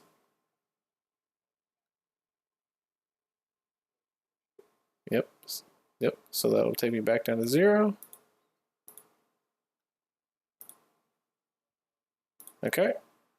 Go round 7. Back down to 0. Draw 1. Okay. Guess we void that. Draw 1 more. Not really what I wanted to see. Okay. Then we go 5 + 3 back up to 8.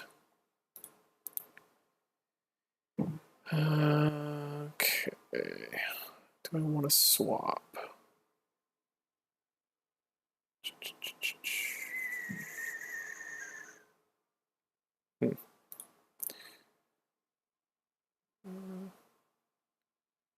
Alright, so I'm going to go ahead and leech for 1 to get 2 shield off of you.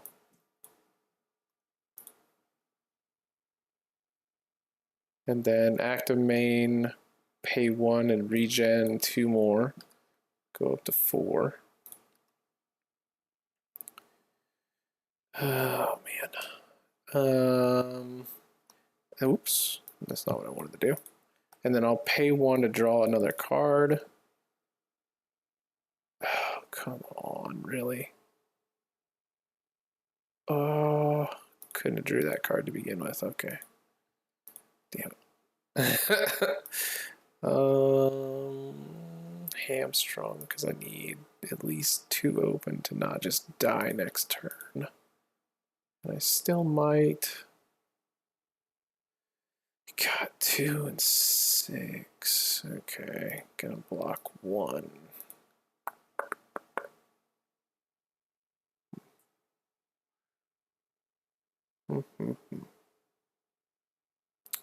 Well, I say we just go ahead and attack with the all-consuming for 5, and we'll trigger the quantum blow for 2 to go down to 3. So it's going to give out a +1, so we'll be at 6.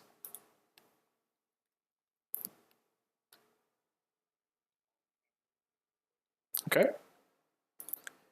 And then we'll attack with the overshield for 4 and pay 1 to power burst +2 off the catastrophic blow to go up to 6.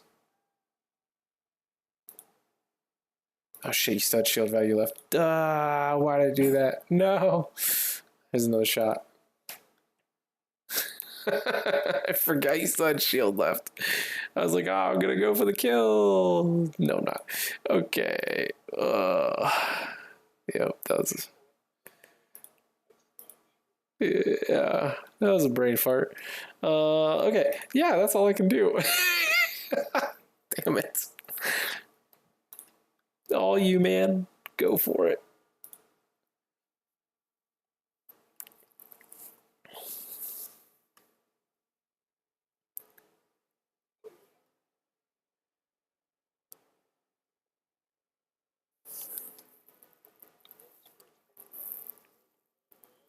Yep.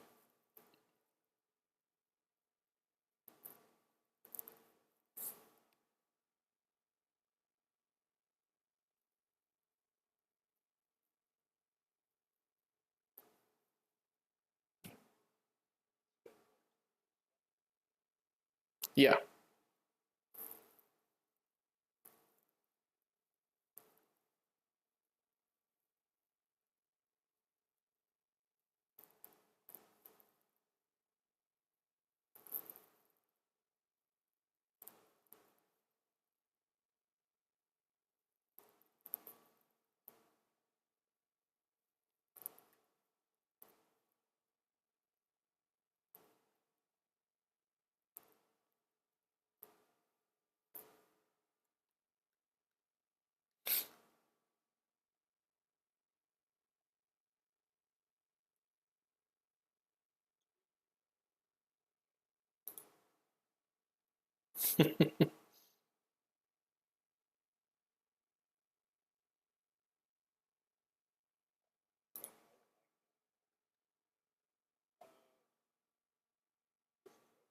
Yeah, that's for your auxiliary weapon. That's for any of the ones that have like the little missile barrage next to like the Mark II or Mark III in the icon symbol.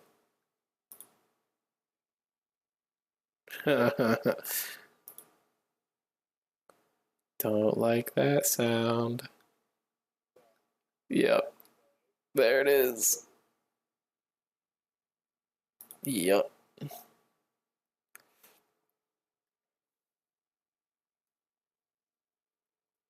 Oh, ouchie. And he has system override on it.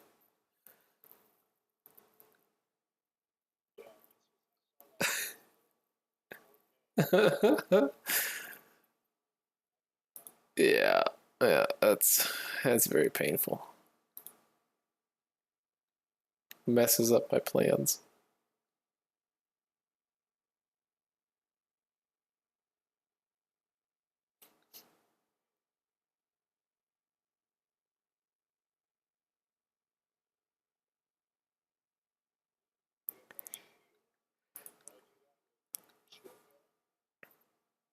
Yeah, so you can pay the 1 to regenerate +2, or you can get +3 off of this. This is a better value for 1 on renewed.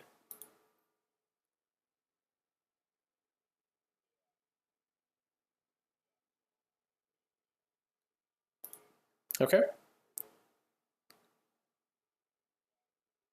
Yep. Yep.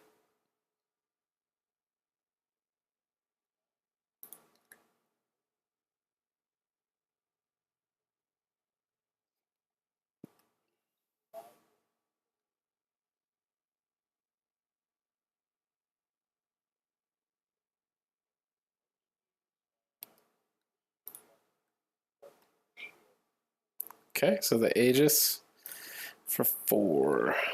Um,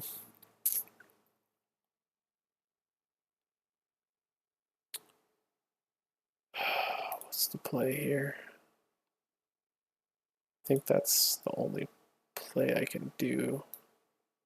We'll pay 1, activate Overshield. So it'll, yep, -4 damage.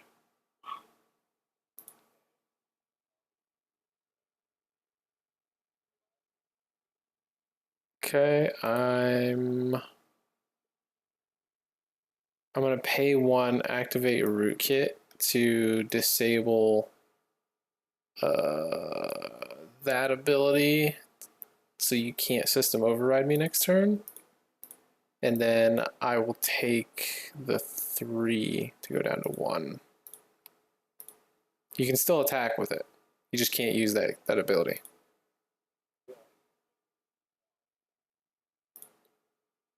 Okay, so take me down to 0.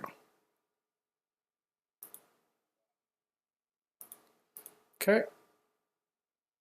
All right, I'm gonna give you a tip. So if you had more experience with what's on my board and what I could do, you should have attacked with this first, because it has 5 damage. So you're either forcing me to spend 2 core charge to negate the attack entirely and then have nothing else to defend myself with, or I'm spending 1 on this to only reduce it by 4, and I only had 1 shield left.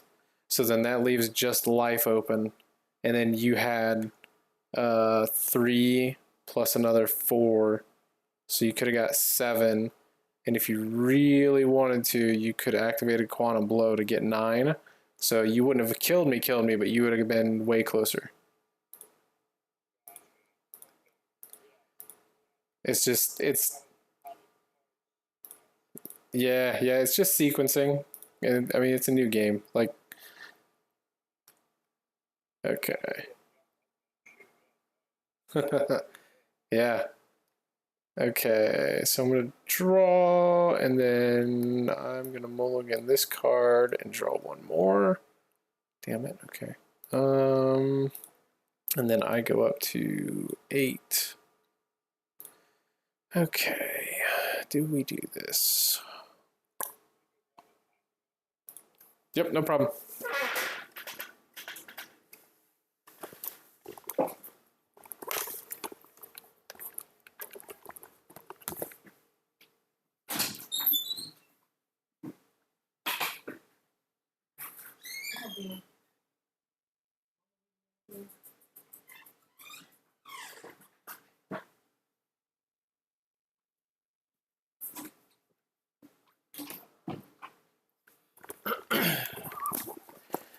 Ugh.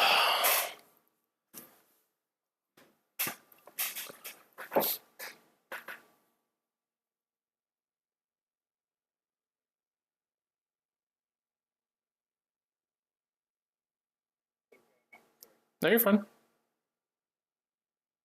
My dog was barking outside anyway. Went and grabbed it real quick. Okay, so I'm at 8.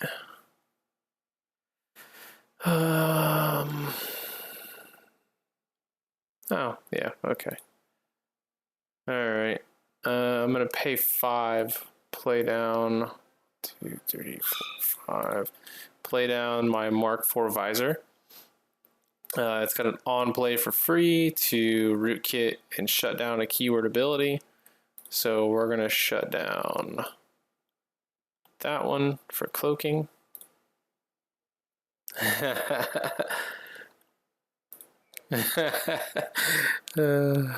And then so you've got 3 shield left. Okay. And 6 life. All right, cool. So we're going to attack with the temporal spike, and then I'm going to pay 2 and trigger quantum blow. So it'll go up to a 4. Do you have anything?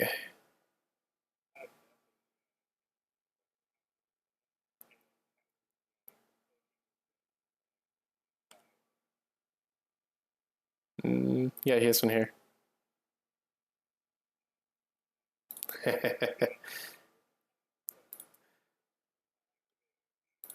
Yep, okay. So then you'll just... Yep. Now if you had no shield value left, you couldn't do that.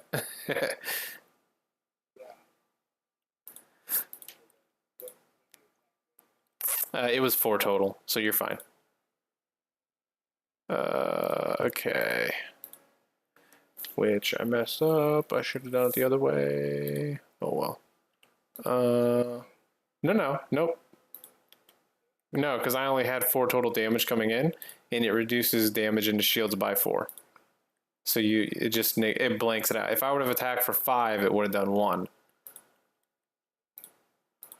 I think you got me. Because I think the only way I could have won is if I power bursted to get the 1 damage in instead of... No, I couldn't have because I don't have the right weapon attached to it anymore. I don't think there was a route. Because now all I could do is regenerate shield from siphoning off of you. And that's only going to give me 2. Yeah, I think you got me. So I have to siphon 2 off of you. Go up 2. And then attack with this for 6 because of quantum blow. So it's just going to knock out your 1 shield left. And then I can't do anything else. I'm completely defenseless. And it's your turn.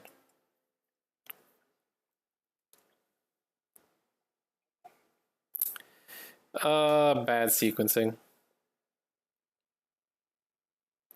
Bad sequencing. Because I paid 5 for this thinking I could go for the win to rootkit out your other defensive ability and kind of forgot that you still had 3 shield and not 2. If you had only had 2 shield, I could have leeched it away, and then when I attacked, you wouldn't have been able to use this at all, and I would have definitely killed you. But since you still had enough shield, I couldn't get rid of the 3.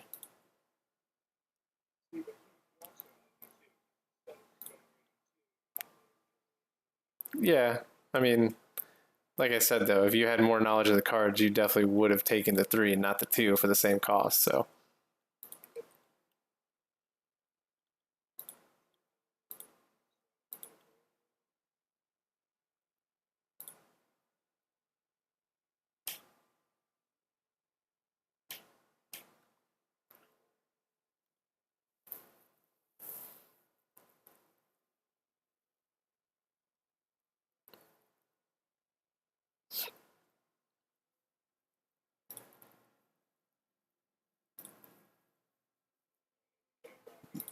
Nope, I got nothing. So, yeah, do your lowest damage first, and then pile on all the damage because you're gonna be at what, 7? Yeah.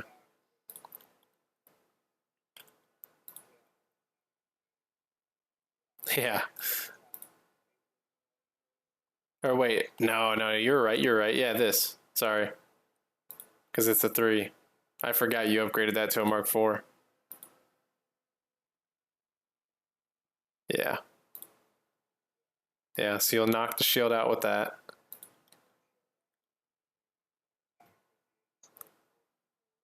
Yep, but then you can buff it with this and this. So you can pay 1 to Power Burst plus 1 and pay 2 to Quantum Blow plus 1. So that puts that to a 6 and that to a 6, which will get you the 12 to take out my life.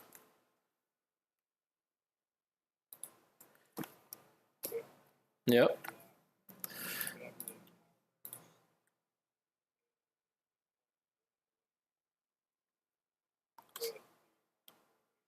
Yep, so it puts me down to 5.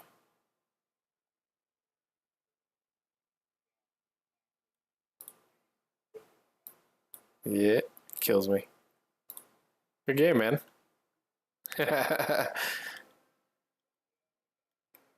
Thanks, man. I'm glad you liked it. So it can be a little overwhelming at first with just the amount of new stuff.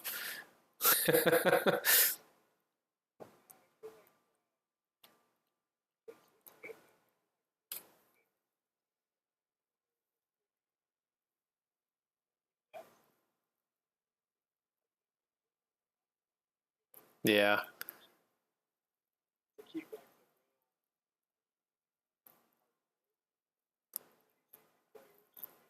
Yeah.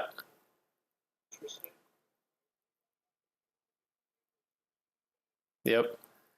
Yep. I tried my best. I like playing competitively, so it's kind of, I wanted to make this easy to play from an access standpoint, and then like if you really want to dig into it and customize your deck, you can, and you can really kind of go for the fences on certain different angles.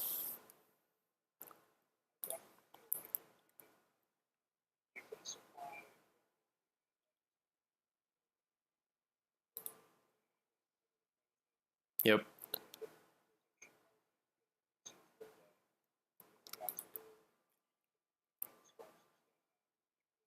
Absolutely. So I'll kind of show you. So you see the bottom left on like the core and the pilot has the H down there. So that's for heavyweight, and then on mine it has an M for midweight. That's how you deck build in the game. As long as your pilot and your core match, that they have to match, and then all of the equipment cards in your deck have to have the same either heavy, mid, or lightweight symbol, and then your weapons are completely open. So they don't have any of those symbols. So your only real deck building restriction is that your pilot, your core, and your equipment have to be the same chassis type.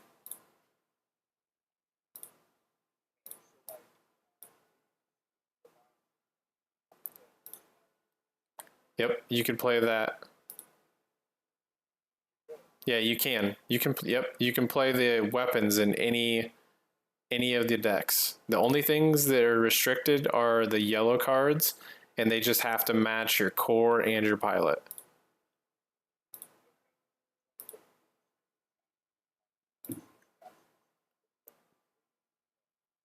Yeah, no, that doesn't matter. It's just the chassis designation, the symbol down here on the equipment cards. So that's why there's no L, M, or H on any of the weapons.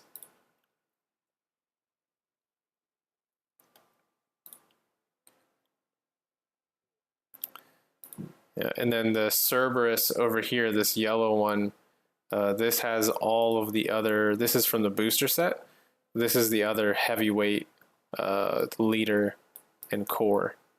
And like, so if you wanted to, you could take this Tiamat and you could use any of the cards out of this or this Mark IV stack with the Tiamat and customize it. Or you could do vice versa. If you like the pilot and leader better of the Cerberus, you could use that and use cards from Tiamat in it.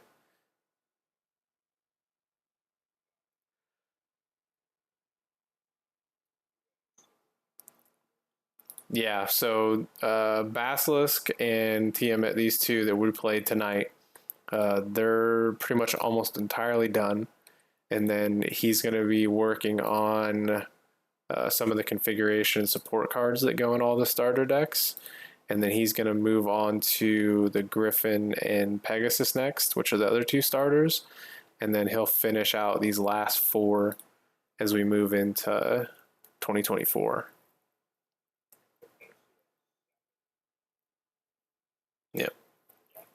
Yep. So we'll have 3 starter decks with Pilot Core, and then everything that goes with them. And they all have the same configuration and support cards in all 3 decks. The only thing that changes is the equipment and weapons and pilot and core. Yep. Yep. That's those 3 set of bags. And then those, yeah, those are all booster deck cards. Everything in there. And you won't find any of the starter deck cards in the booster set.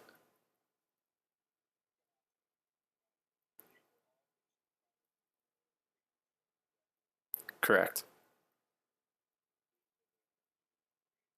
Yeah. Yeah, that's what I was saying. So like as long as the pilot and core, the chassis match, like if you wanted to, you could mix the Tiamat core and the Cerberus pilot. Like cuz they're both heavyweight. So if you wanted to, you could mix and match those. And then any of the heavyweight cards in your decks. So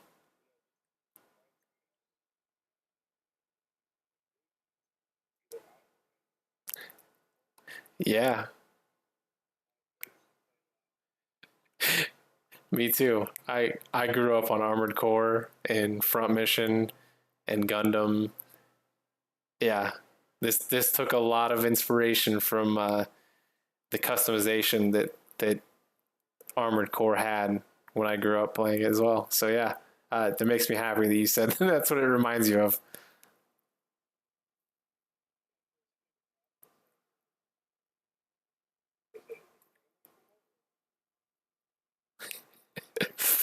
Yeah, it's Chrono Core. Yep.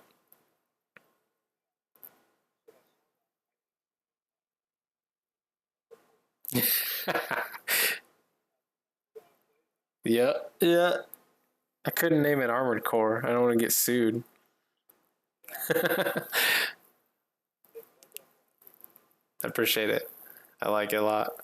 It took me a while to land on it and come up with something that wasn't weird or cheesy. So, all right, man. Hey, just let me know if you want to play again sometime, and we'll set it up and get some more matches in and stuff. And